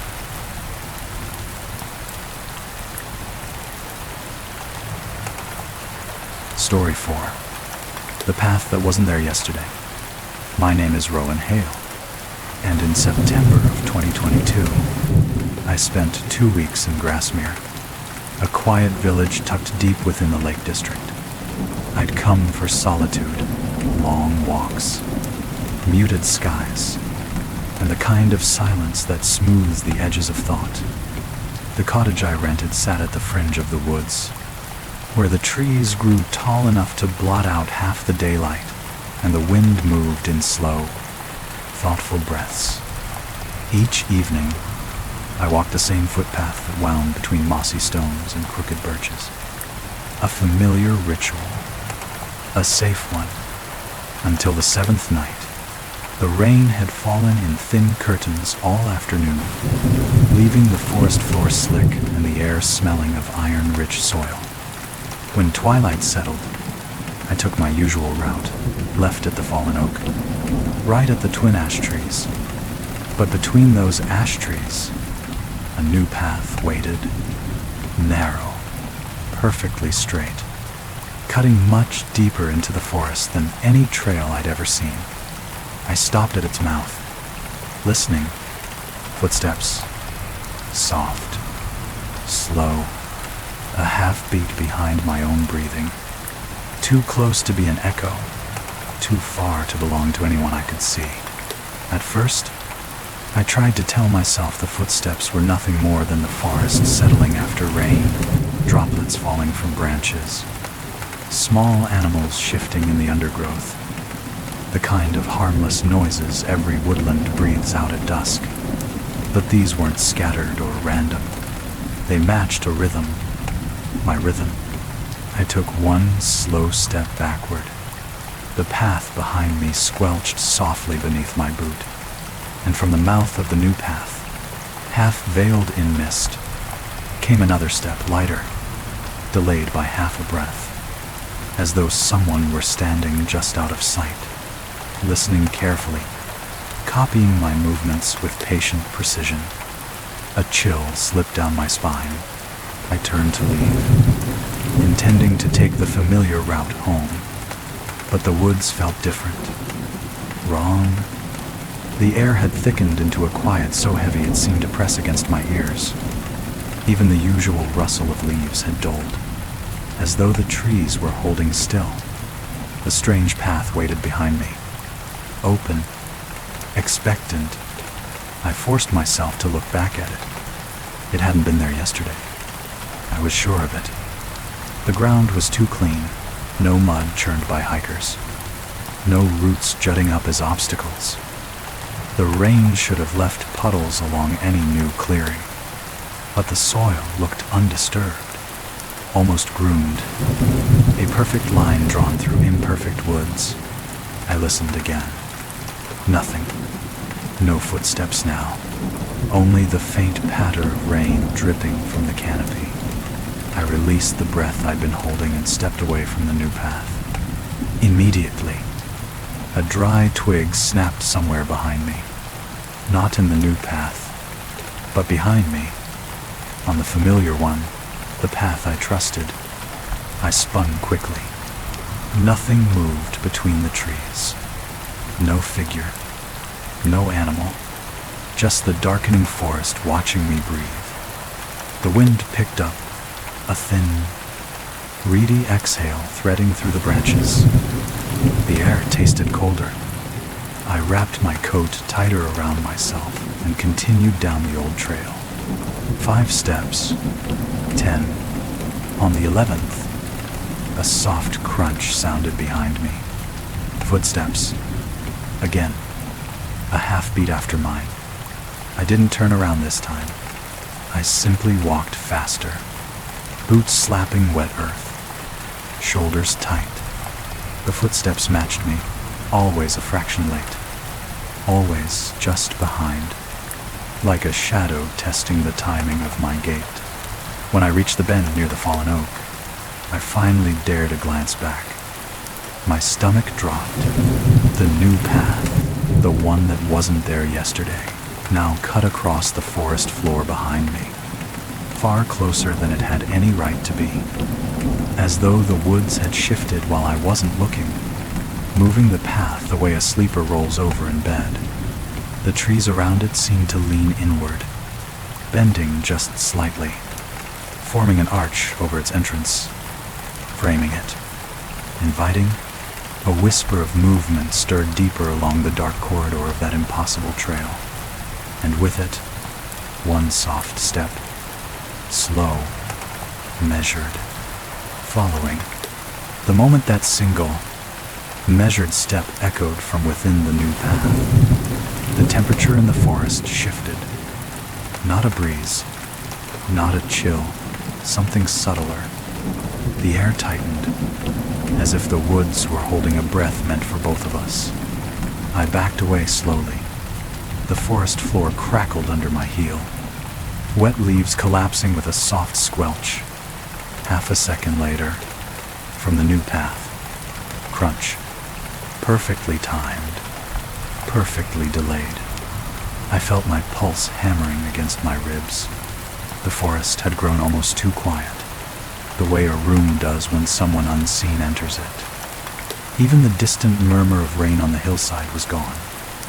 Only my breathing remained, shallow, unsteady. I turned away and walked faster down the familiar trail. My footsteps, thud, thud, thud, behind me, from the new path, though it remained out of sight.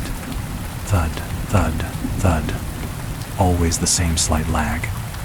Always copying, always following. I refused to look. I knew, instinctively, terribly, that if I turned around, the path would be closer again. Maybe at my side, maybe at my feet, maybe opening beneath me like a mouth. The trees around me creaked as though leaning in to listen. My pace increased.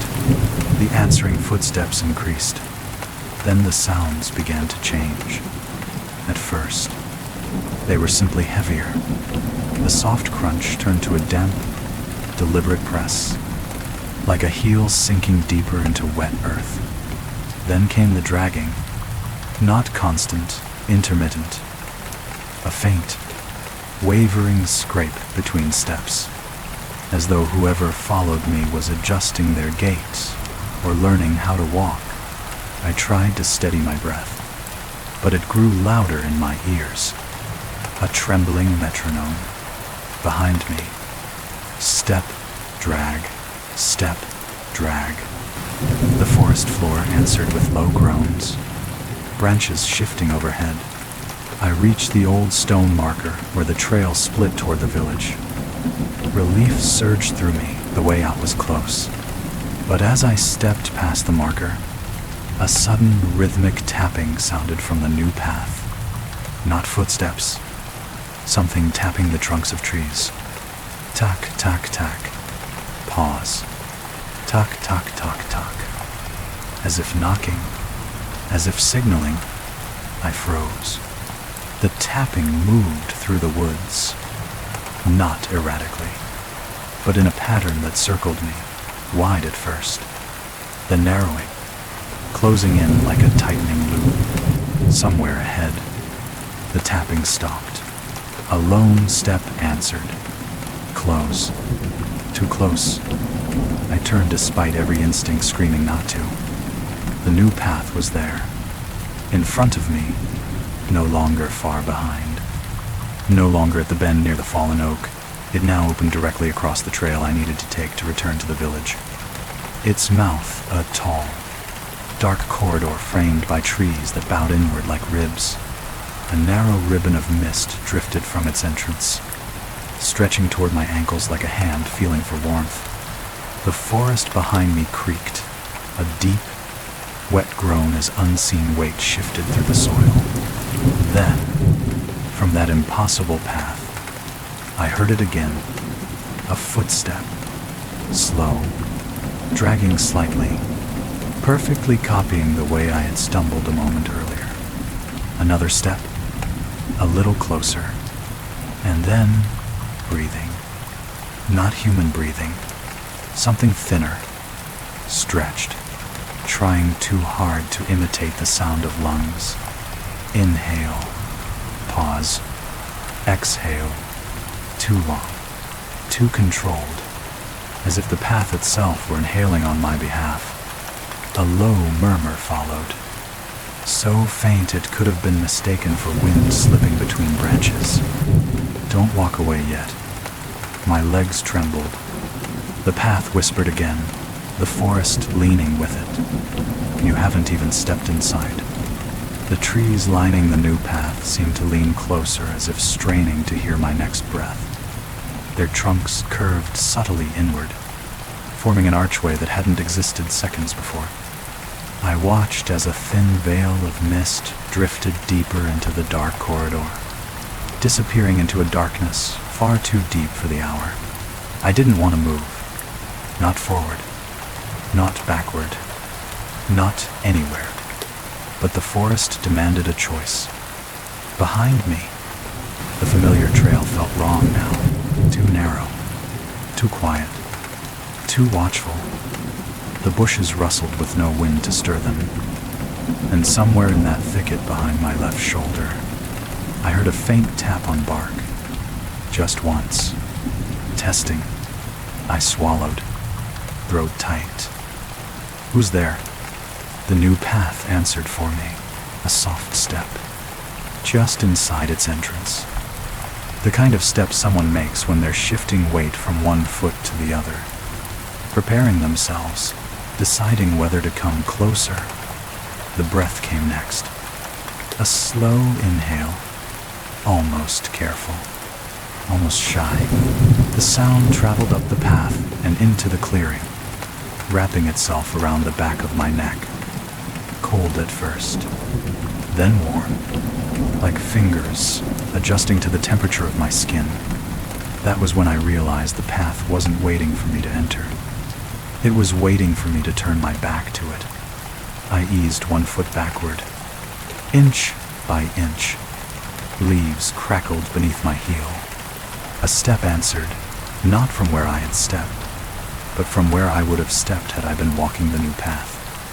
Perfectly mirrored, perfectly placed, like a shadow learning how to anticipate me.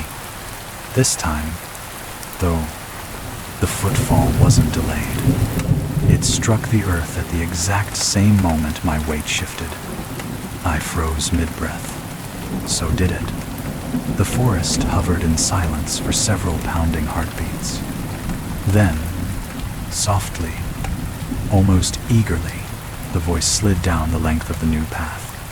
Let me show you where it goes. The tone was gentle, hopeful, almost pleading. I didn't answer. I couldn't. My tongue felt too heavy, anchored by a dread that held my entire spine rigid. The path responded to my silence by changing shape.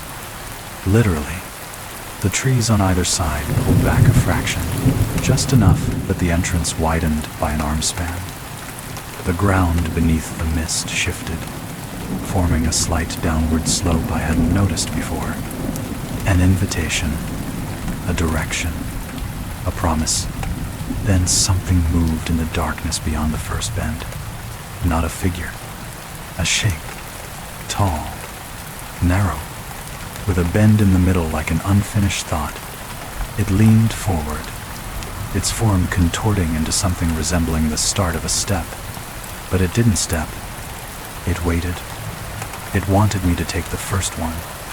The breath at my ear returned, not from ahead of me this time, from the right, close enough that the hair along my jaw stirred. It's easier if you follow Dai. The trees around me rustled, though the air remained utterly still. The tapping sound circled behind me, traveling from trunk to trunk, spiraling inward until the path behind me felt blocked by sound alone. The thing inside the new path took another partial step, its foot lowering, but not touching the ground. Hovering like it was mimicking the idea of stepping rather than the act itself. I took a trembling breath. The shadow inhaled with me. My muscles locked. I realized too late that my own breath had become the cue it waited for. My inhale had been its invitation.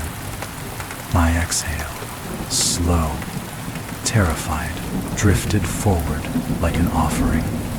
The tall, bending silhouette unfolded. Once, twice, a long, deliberate shift of its weight. Then, with a grace that made my stomach drop, it extended one leg and set its foot onto the path's edge.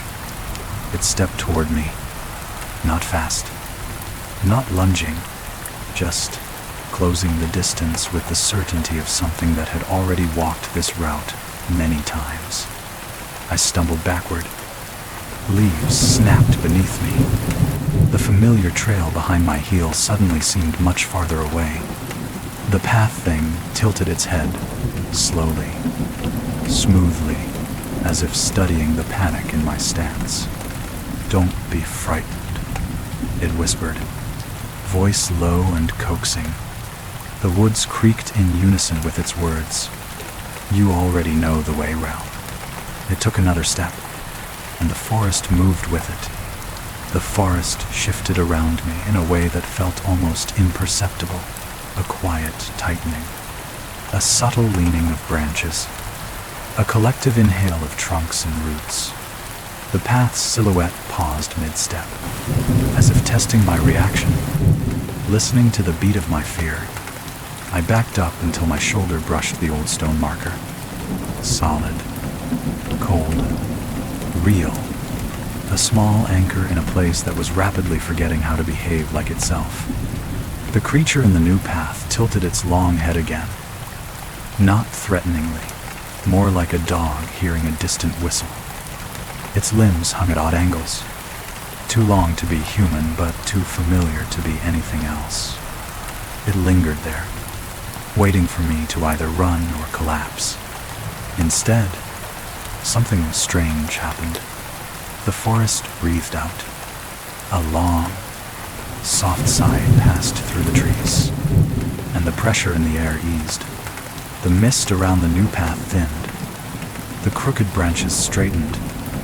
Even the shadowy silhouette seemed to retreat a fraction into the darkness, as though it had reconsidered the step it was about to take. The tension snapped like a rope that had been pulled too tight. I gasped without meaning to, the breath spilling out of me, sharp and trembling. Nothing answered immediately. For the first time since discovering the path, the woods felt normal, cold, empty, just a forest again. I dared one step backward. The earth didn't echo it. No delayed footfall, no dragging, no tapping on bark. Only the wet crunch of leaves under my boot. I took another step, and another. Still nothing. The new path stood where it had been, narrow, dark, too straight, but no longer alive with sound. The silhouette was gone. The mist that had curled out from its entrance melted into the undergrowth. Relief poured into my chest in a hot, dizzying wave. Maybe I had imagined the drag of feet behind me. Maybe the silhouette was just a trick of dusk. Maybe the rain and shadows had twisted an ordinary trail into something sinister. The more the forest calmed, the more eager I was to believe it. I turned back toward the direction of the village. Light, faint, but real, flickered between the trees where the first cottage windows would be visible through the early evening fog.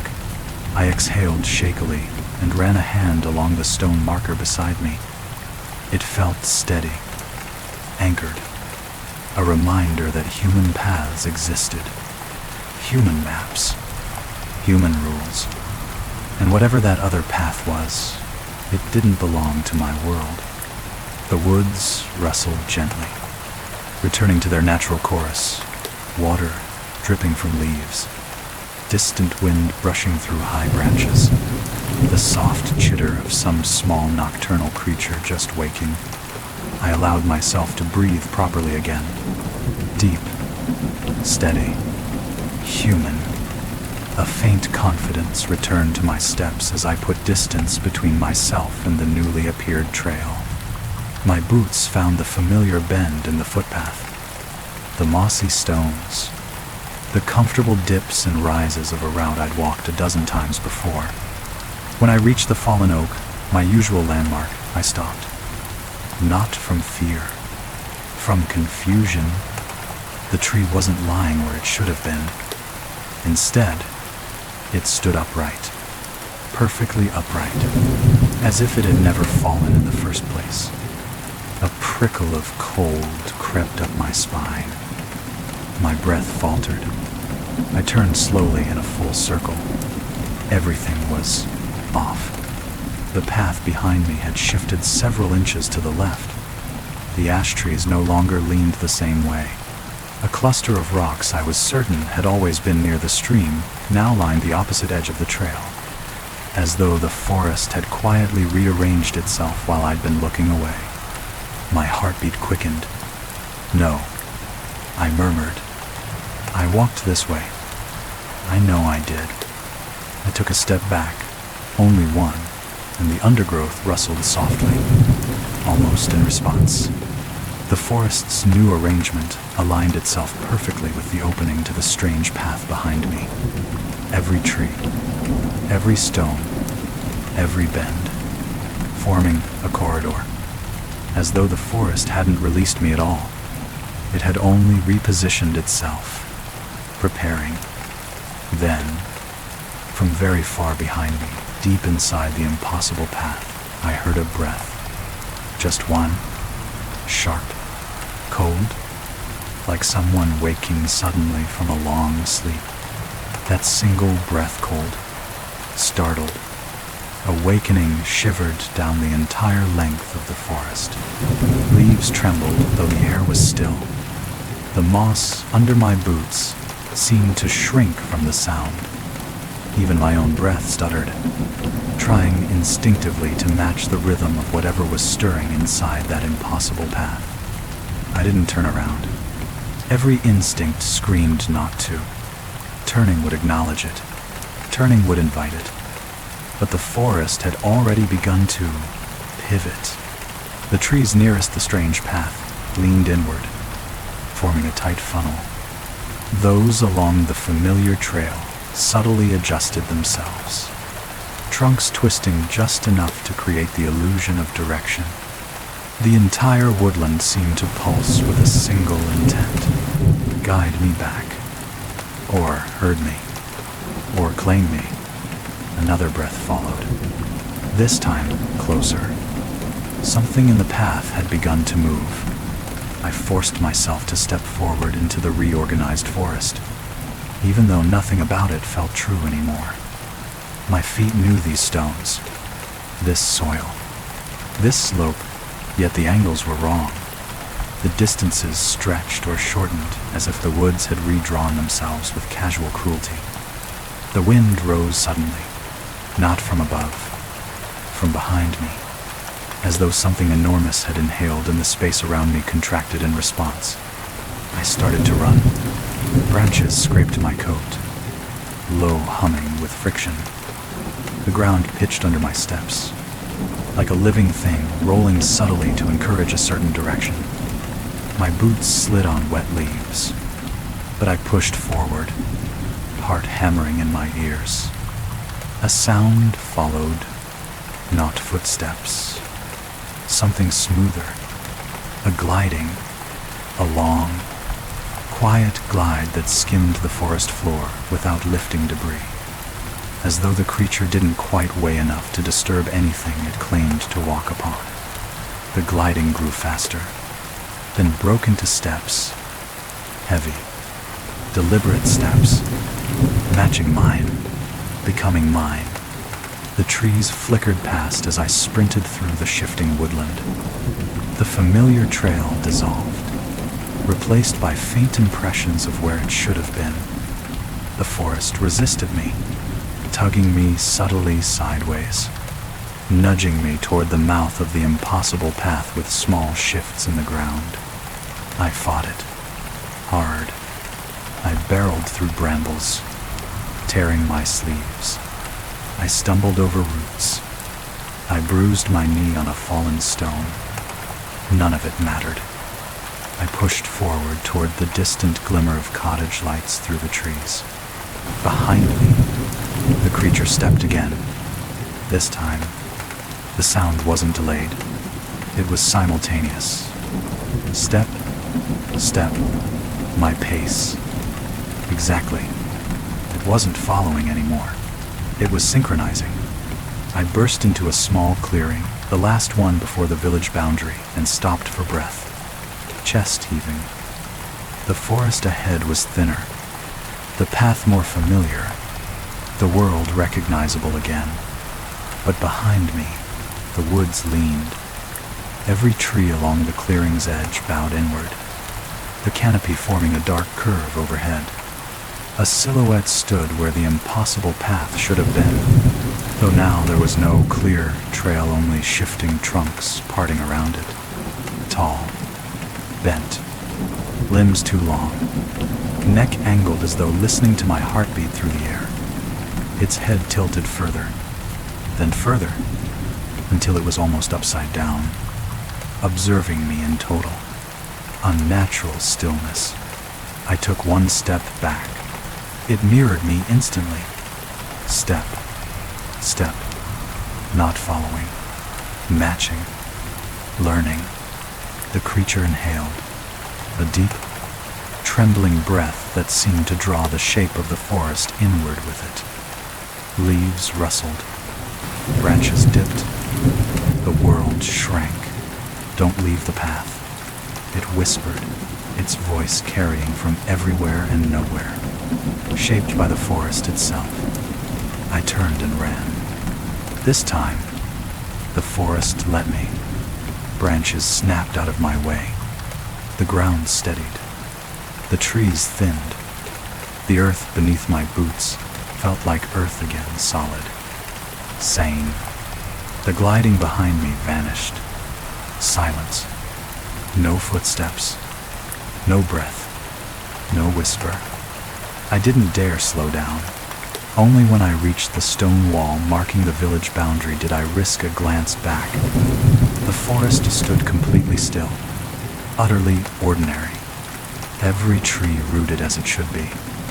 No strange path. No leaning trunks. No silhouette. My panic began to ebb, replaced by an exhausted, disbelieving relief. The ground felt solid again.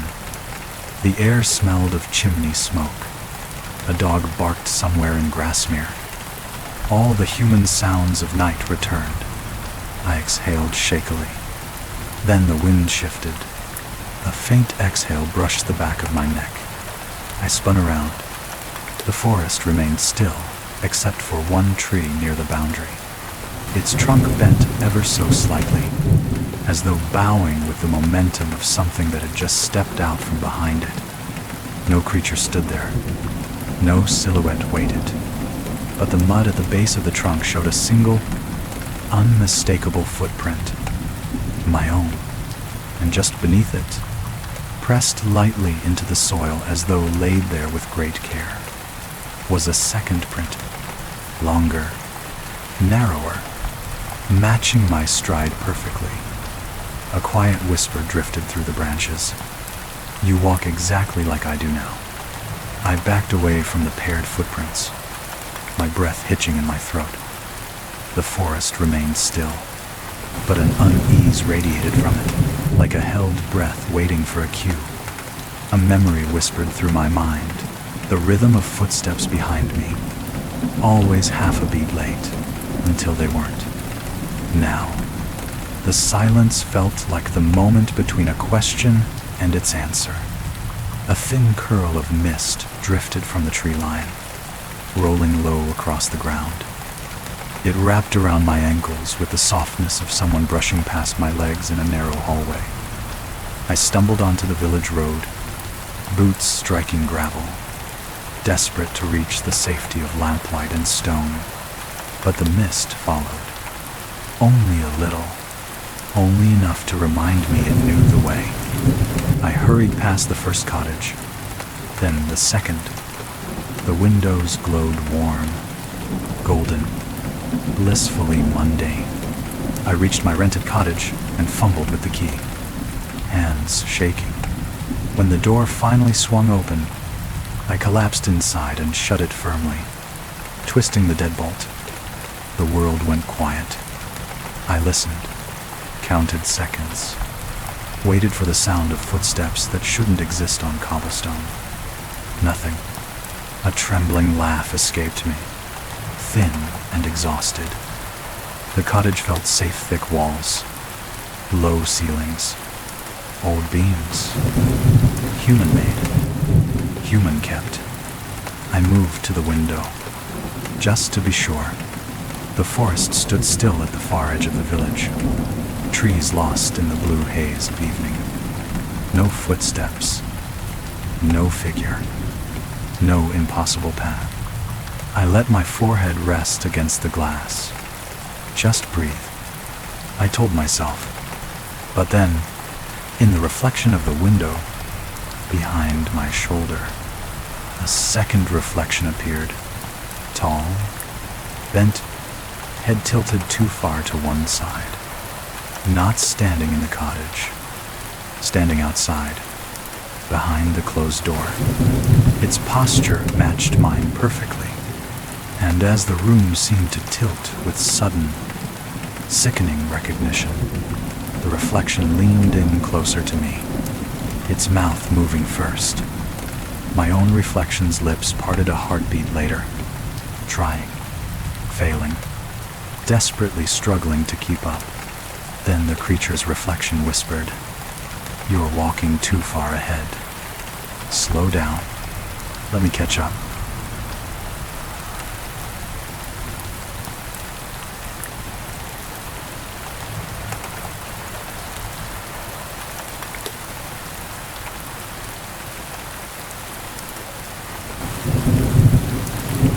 Story 5. The Mirror That Remembers Too Much. My name is Iris Calder, and in January of 2021, I moved into a narrow terrace house in Bath, renting the smallest upstairs room. The place was charming in its own old-fashioned way.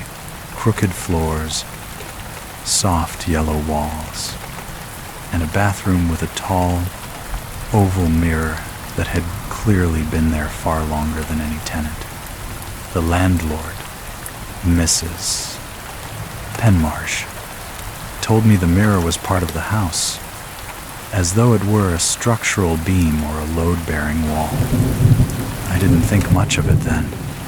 On my first night, the air in the bathroom felt unusually cold, even with the radiator ticking beneath the window.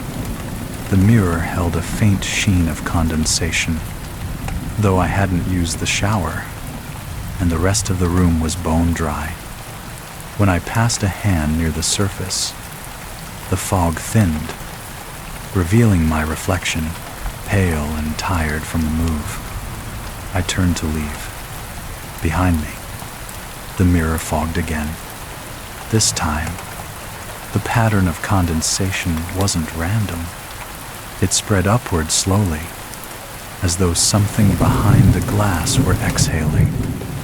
A long, steady breath that didn't match my own. And when I leaned closer, I saw it. My reflection's chest wasn't moving. For a moment I simply stared, waiting for the delayed rise of my reflected breath. Sometimes exhaustion plays tricks, a blink too slow, a moment where perception slips sideways. I held perfectly still, chest lifting in a shallow inhale. My reflection did not follow. The glass remained clouded around its face, as though the condensation belonged to it and not the room behind me. The oval frame trembled faintly, not with vibration, but with a tension I couldn't explain, like a held breath pressing against the thin boundary of silver and glass. I reached toward the surface, half expecting the fog to disperse with my warmth. It didn't. The condensation clung stubbornly. forming a faint outline around my reflected shoulders. A soft ring, almost like a halo, except it thickened at the lower edge, where the reflection's ribs should have shifted. A whisper of unease crawled from my fingers up through my wrist. I stepped back. My reflection remained close to the glass, as though it had leaned forward without me. The fog around its face seemed to pulse, expanding and contracting. Then, a breath, not mine, not in the room. A low, quiet exhale from behind the mirror's surface. I stumbled backward, hitting the door frame. My reflection lagged behind the movement by half a second, a faint, sticky delay, as though it had to pry itself from the glass before following. I looked behind me. The bathroom was empty. The radiator hummed softly. Nothing moved except the faint blinking of the hallway nightlight. When I turned back, my reflection was smiling. Just a small smile, soft, tired, entirely wrong. I wasn't smiling. My lips were tight, my heart racing. Yet the mirrored version of me held a serene, almost affectionate expression, as if amused by my fear. No, I whispered, barely audible. No, no. The condensation shifted again, this time forming thin trails, finger-width streaks sliding down the inside of the mirror, not the outside. Each trail moved with a strange deliberateness, like something dragging the back of a hand across the reflective surface from behind. I forced myself out of the bathroom. The hall felt warmer, safer, human. I shut the door. The latch clicked into place. I leaned against the opposite wall, hands shaking. Maybe I'd imagined it. Maybe it was the cold. Maybe it was nerves. The radiator hummed comfortingly. The house creaked with its old bones. My breathing steadied. Slowly, the panic began to ebb. Then, ever so softly, something touched the bathroom door. A tiny scrape, like fingertips sliding lightly, almost thoughtfully, down painted wood.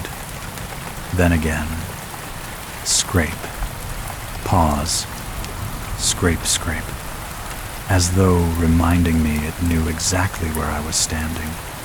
The second scrape was softer than the first, but far more deliberate, the sound of someone dragging the very tips of their nails down the painted surface, testing its texture, learning its resistance. I held my breath.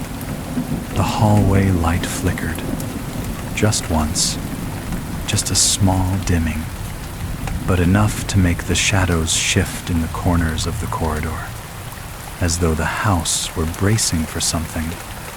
I took a step back from the bathroom door.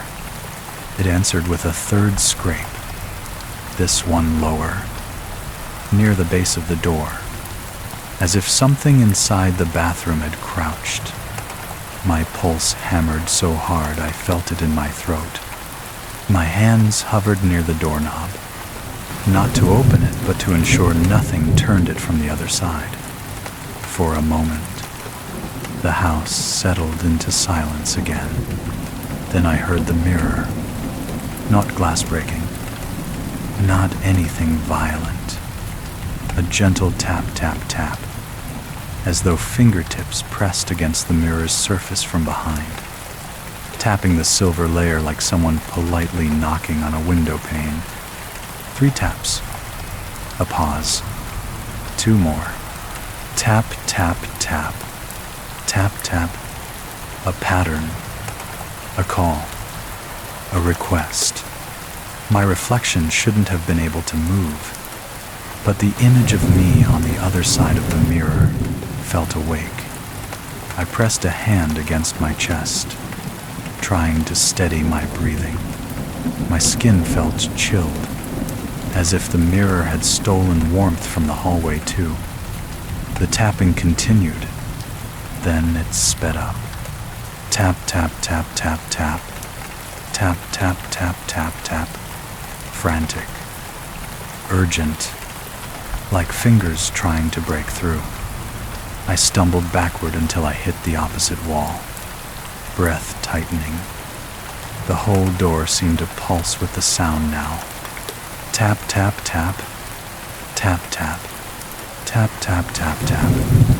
And between the tapping, I heard short, sharp sounds, faint, breathy noises, exhales, strained ones, as though the figure behind the mirror was pushing its face closer and closer to the glass, fogging it up, desperate for the barrier between us to thin just slightly more. The door handle twitched. Not a full turn, only a small tremor. But it was unmistakable. A cold shock ran through me. "Stop," I whispered, though I knew the thing inside the bathroom hadn't been obeying me so far. The tapping ceased immediately. The silence that followed wasn't relief. It was attention. I could feel it listening, waiting, tilting its head inside that narrow, humid room. Then, very faintly, the mirror breathed. I could hear it through the door, that same low, unnatural inhale I'd heard earlier. Except now, it wasn't steady. It was quick, uneven, almost trembling, excited. The light above me flickered again, dimming for a full second before stabilizing. The shadow beneath the bathroom door darkened, thickened, as though something on the other side had shifted closer to peer under the gap. I crouched, unable to help myself, staring at that sliver of space between floor and door. My breath fogged in front of my face. The shadow under the door twitched. Then, something tapped on the floorboards beneath the door, right against the seam. Tap. A single, soft knock on the wood, so close it vibrated in my bones. Tap, tap. Two quicker motions. Then a slow, dragging sound, as though fingertips were pulling themselves toward the threshold.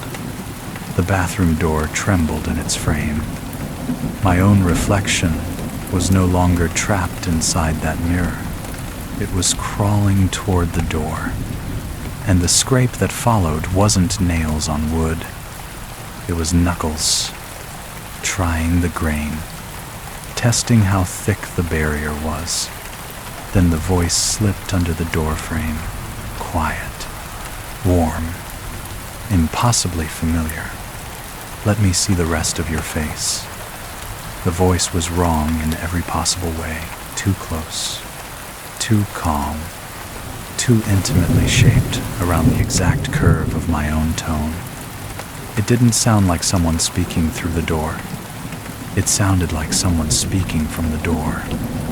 I swallowed, throat scraping dry air. My legs were trembling, but I couldn't stand.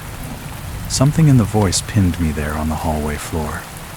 Crouched opposite the door, like a child, listening to a bedtime story told by a stranger wearing their mother's voice.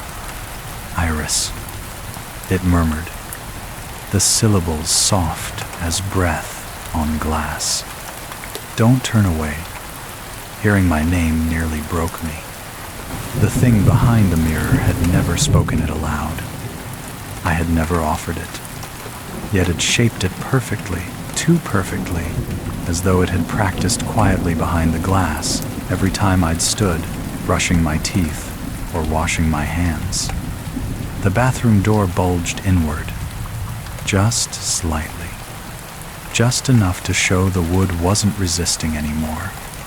I scrambled upright, back pressing against the wall opposite. My nerves screamed to run downstairs, leave the house entirely. But some instinct warned me that if I broke line of sight, even through the barrier of a closed door, it would change something. On the other side of the door, the mirror tapped again. Not frantic now. Slow, measured. 3 taps. Pause. 2 taps. As if signaling, I'm ready now.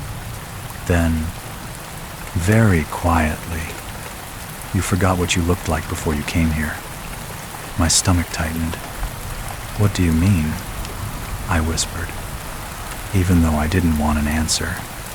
The wood at the center of the door darkened, a small, circular bloom of moisture spreading outward like breath pressed against the other side.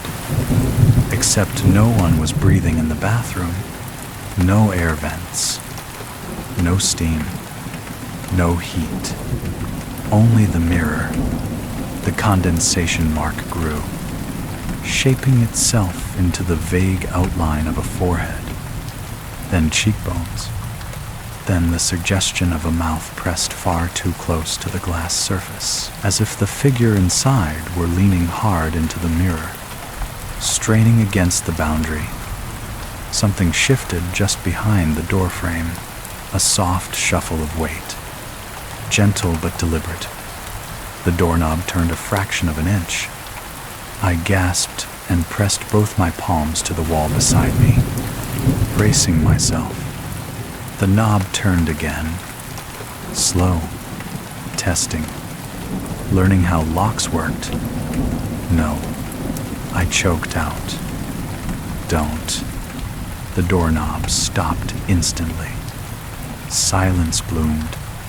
Then the mirror breathed again, louder, sharper. A desperate inhale pulled through, a mouth pressed flat against silver. My reflection's breath. The tapping resumed, but this time it wasn't fingers on glass. It was knuckles striking the mirror's back, as though the figure behind it was trying to get my attention through a barrier it now found irritating. Tap, tap, tap, tap, tap, tap. The rhythm collapsed, jittering, frantic. Then, a scraping sound like nails dragging down a wooden spine. The mirror was slipping down the wall.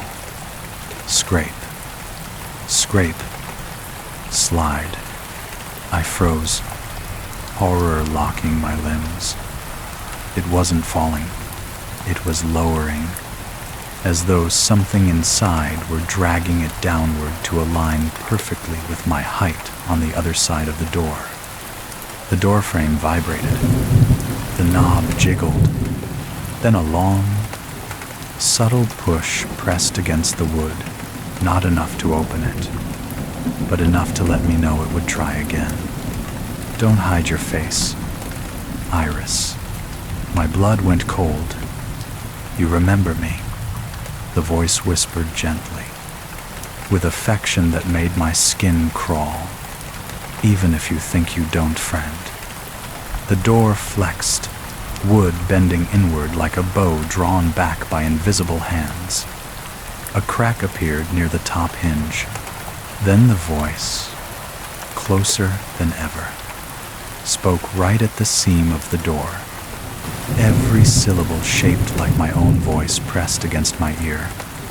Let me show you what you forgot her. The crack along the hinge widened with a soft groan, a sound too slow and too careful to be forced.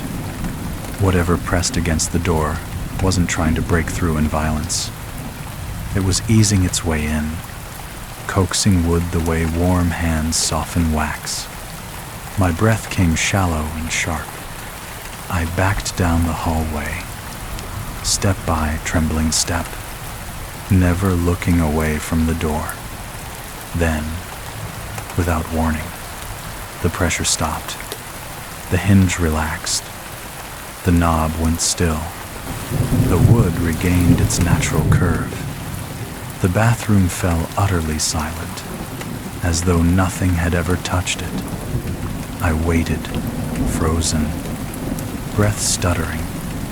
Still nothing. The quietness that followed wasn't the hungry, listening silence from before. This one felt empty, natural. The quiet of an old house returning to sleep. The tension in my shoulders eased a fraction. I loosened my grip on the wall. Maybe the mirror thing, whatever it was, had retreated, or paused, or given up. The thought was absurd, but in that moment, I needed absurdity to survive. I took another cautious step back.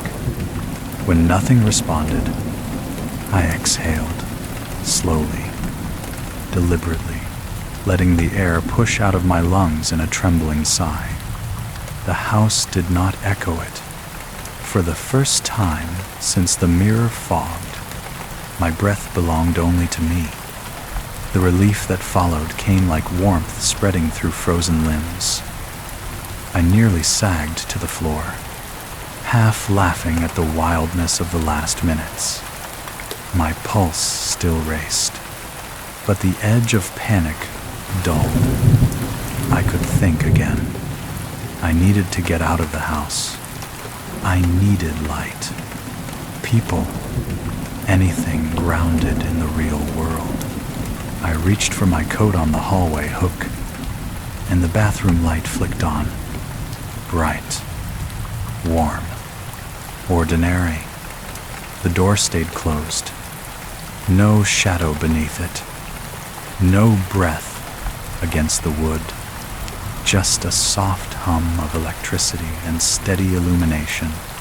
My heart jumped, but my mind, desperate for normalcy, seized on the most human explanation. Faulty wiring. Motion sensor. Old houses do this. I took a shaky step closer, listening carefully. Nothing. No scrape. No tapping. No shifting. I placed my hand on the doorknob. It was warm, not cold and clammy as before. Another sign of normalcy. I twisted it. It turned effortlessly. The door swung open without a sound, as though it had never resisted me at all. The bathroom was empty, utterly empty. The mirror hung peacefully on the wall above the sink, perfectly still, perfectly ordinary. No condensation, no fingerprints inside the glass, no outline of a face, just my reflection staring back at me, pale, shaken, but fully mine. My lungs loosened. A shaky laugh escaped me. I stepped toward the mirror, watching my reflection move in perfect synchrony. I raised my hand. It raised its hand. I breathed. It breathed. Perfectly in time, I leaned closer, inspecting the surface where condensation had bloomed before. The glass was cool under my fingers, but dry. Completely normal. It was over. I reached for the light switch, but before my fingers touched it, I noticed something in the lower corner of the mirror, so small I almost mistook it for a smudge. A faint curve, a crescent, like the beginning of a smile. I glanced at my own mouth. Closed, straight, unmoved, slowly. I leaned closer to the mirror. My reflection leaned faster. My heartbeat hitched. Then the reflection's eyes flicked, not away from mine, but downward, toward something behind me. A shiver crawled along my spine. I turned slowly, terrified of what I'd see. The hallway behind me was empty. When I looked back at the mirror, my reflection was turned away from me, its head tilted toward the doorway, listening, waiting, as though it heard something behind us both that I was not yet allowed to notice. My reflection's head remained turned toward the doorway, tilted in that strange, taut angle a human neck couldn't comfortably hold. It waited, not frozen, listening. I stood completely still. I didn't dare breathe too loudly. Then the reflection's shoulders rose with a slow, deliberate inhale. My own chest stayed still. A thin ribbon of condensation unfurled at the top edge of the mirror, not spreading from the center this time, but sliding downward, like a veil being lowered over a face I couldn't see yet. The reflection didn't turn back to me. It simply lifted one hand, palm trembling slightly, and pointed toward the open doorway behind me. I couldn't turn at first. I felt pinned in place by the glass's attention. But eventually, on shaky legs, I forced my body to obey. The hallway lay empty, but the air had changed. It was thinner, hollow, like something had just walked through and left an imprint in the temperature. I stepped back into the hall, heart pounding hard enough to make my vision pulse. The bathroom light behind me buzzed faintly, a soft, wavering hum, like a trapped insect. Then, somewhere deeper in the house, floorboards creaked. One slow step, not coming toward me, walking across the lower floor, calmly, unhurriedly. I leaned over the banister, staring down the dim staircase. The shadows felt too tall. Something moved at the base of the stairs, not a figure, not a shape, just the faintest ripple of shadow, as though a darker patch of the hallway had peeled itself from the floor and drifted upward a few inches. Then, tap. A single fingertip tapped the bottom stair. Another, higher this time, on the second step, calm, measured. It was climbing. I spun and ran back into the bathroom, slamming the door shut. My breath fogged the air. Instinct took over. I grabbed the laundry basket, shoved it against the bottom of the door, dragged the small stool from beside the tub, and wedged it under the handle. Every part of me trembled violently. The mirror's surface quivered, a faint vibration, like a sheet of cold metal reacting to sound. My reflection faced me again now, head straight, eyes locked onto mine. "Help me," I whispered, not knowing why I said it, not expecting anything in return. But the reflection moved, not mimicking, acting. Its lips parted, then closed, then opened again, silently.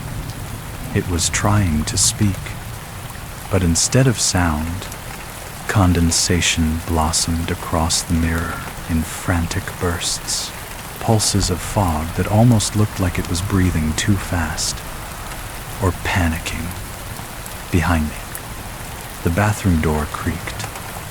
The stool shuddered an inch. Something leaned against the other side. A slow exhale seeped through the gap beneath the door, brushing my ankle with a cold so sharp it felt like needles. I backed against the sink. The reflection reached a hand toward the inside of the glass, not mirroring mine, not copying my fear, but pressing hard, as though trying to get my attention. Its palm flattened against the silver backing with a small, dull thud. Then again, thud, thud, beckoning. My breath caught. "You want me to?" I whispered. The reflection nodded. A quick, trembling nod, the most human movement it had made. Outside, the door let out a long, hungry groan. The stool slid another inch. My knees nearly buckled. The reflection lifted its other hand and pointed down, not at the sink, but at the tiny hairline crack in the corner of the mirror's frame. A sliver I'd never noticed, barely wide enough to slip a fingernail into. The reflection pressed its fingertip to the crack. The glass responded with a faint, splintering tick. A message. A choice. The door behind me jerked violently, something ramming it now, trying to break through without delicacy. I had seconds. Tears blurred my vision as I moved to the mirror, fingertips trembling as I touched the crack. The moment my skin brushed the glass, it pulsed beneath me, warm, impossibly warm, and the reflection's face softened, relief flickering across features I had not made. The door cracked loudly. Splinters leapt from the frame. In pure terror, I pressed harder. The mirror gave. Not much. Just enough for cold breath to spill from the crack and wash over my hand. Just enough for the reflection to lean closer, eyes wide with something like urgency. And then it whispered, "Behind you." I spun. The bathroom door bowed inward, curved around the shape of a long, reaching arm pressing through, fingers pale, searching. Too many joints slid beneath the door and curled toward my ankle. I screamed, grabbed the entire mirror by both sides, and ripped. The frame tore free. Behind it, no wall, only darkness. A hollow space full of stale, cold air. My reflection reached toward me from within that dark, its hand trembling, no longer calm or smiling. The creature outside slammed the door again, harder, splinters flying. With no time left to choose fear, I climbed into the hollow behind the mirror, dragging it closed behind me, just as the door gave one final, violent crack, and something stepped into the bathroom. Then darkness swallowed everything. The darkness behind the mirror wasn't empty. It shifted, not visibly. There was no light to show me anything, but I felt movement in the stale air. Not wind, not breath, memory. Old, stale, heavy memory clinging to the walls like damp.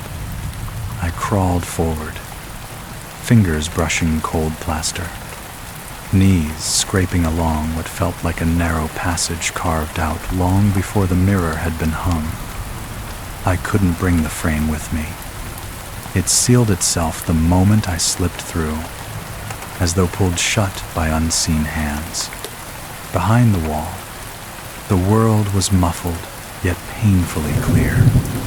Footsteps entered the bathroom, slow, careful, testing the tiles. Then the mirror, the one I had just removed, rattled once, twice, as though something curious was pressing a palm to the other side. A long exhale followed. Not frustrated, not angry, searching. I forced myself deeper into the hidden crawl space, inch by inch. The passageway narrowed, ribs of old wooden studs brushing my shoulders.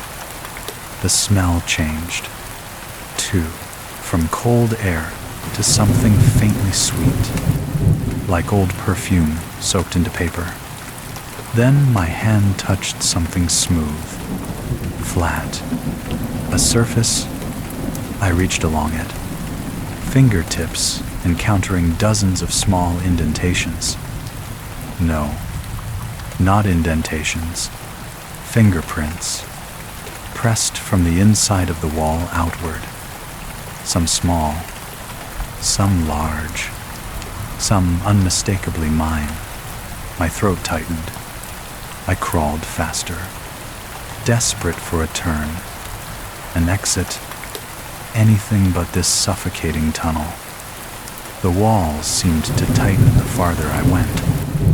Not literally, but perceptibly, as if the space wanted me closer. I paused only when the wood beneath my palm warmed. A soft breath moved behind the plaster beside my cheek. Very close. Too close. You came back. A whisper said from within the wall, not ahead of me, not behind me, but exactly beside me. My pulse stumbled. I didn't, I whispered. The voice started to laugh. Not loud, not cruel, a soft, relieved little sound. I remembered your voice. It breathed. I froze. Slowly, I turned my head toward the sound, though I could see nothing in the dark. And then I felt it, a fingertip pressing gently through the plaster, dragging lightly across my cheek in a trembling, affectionate line. The wall exhaled. Don't worry, Iris, it whispered tenderly. We never forget the ones who belong behind the glass S.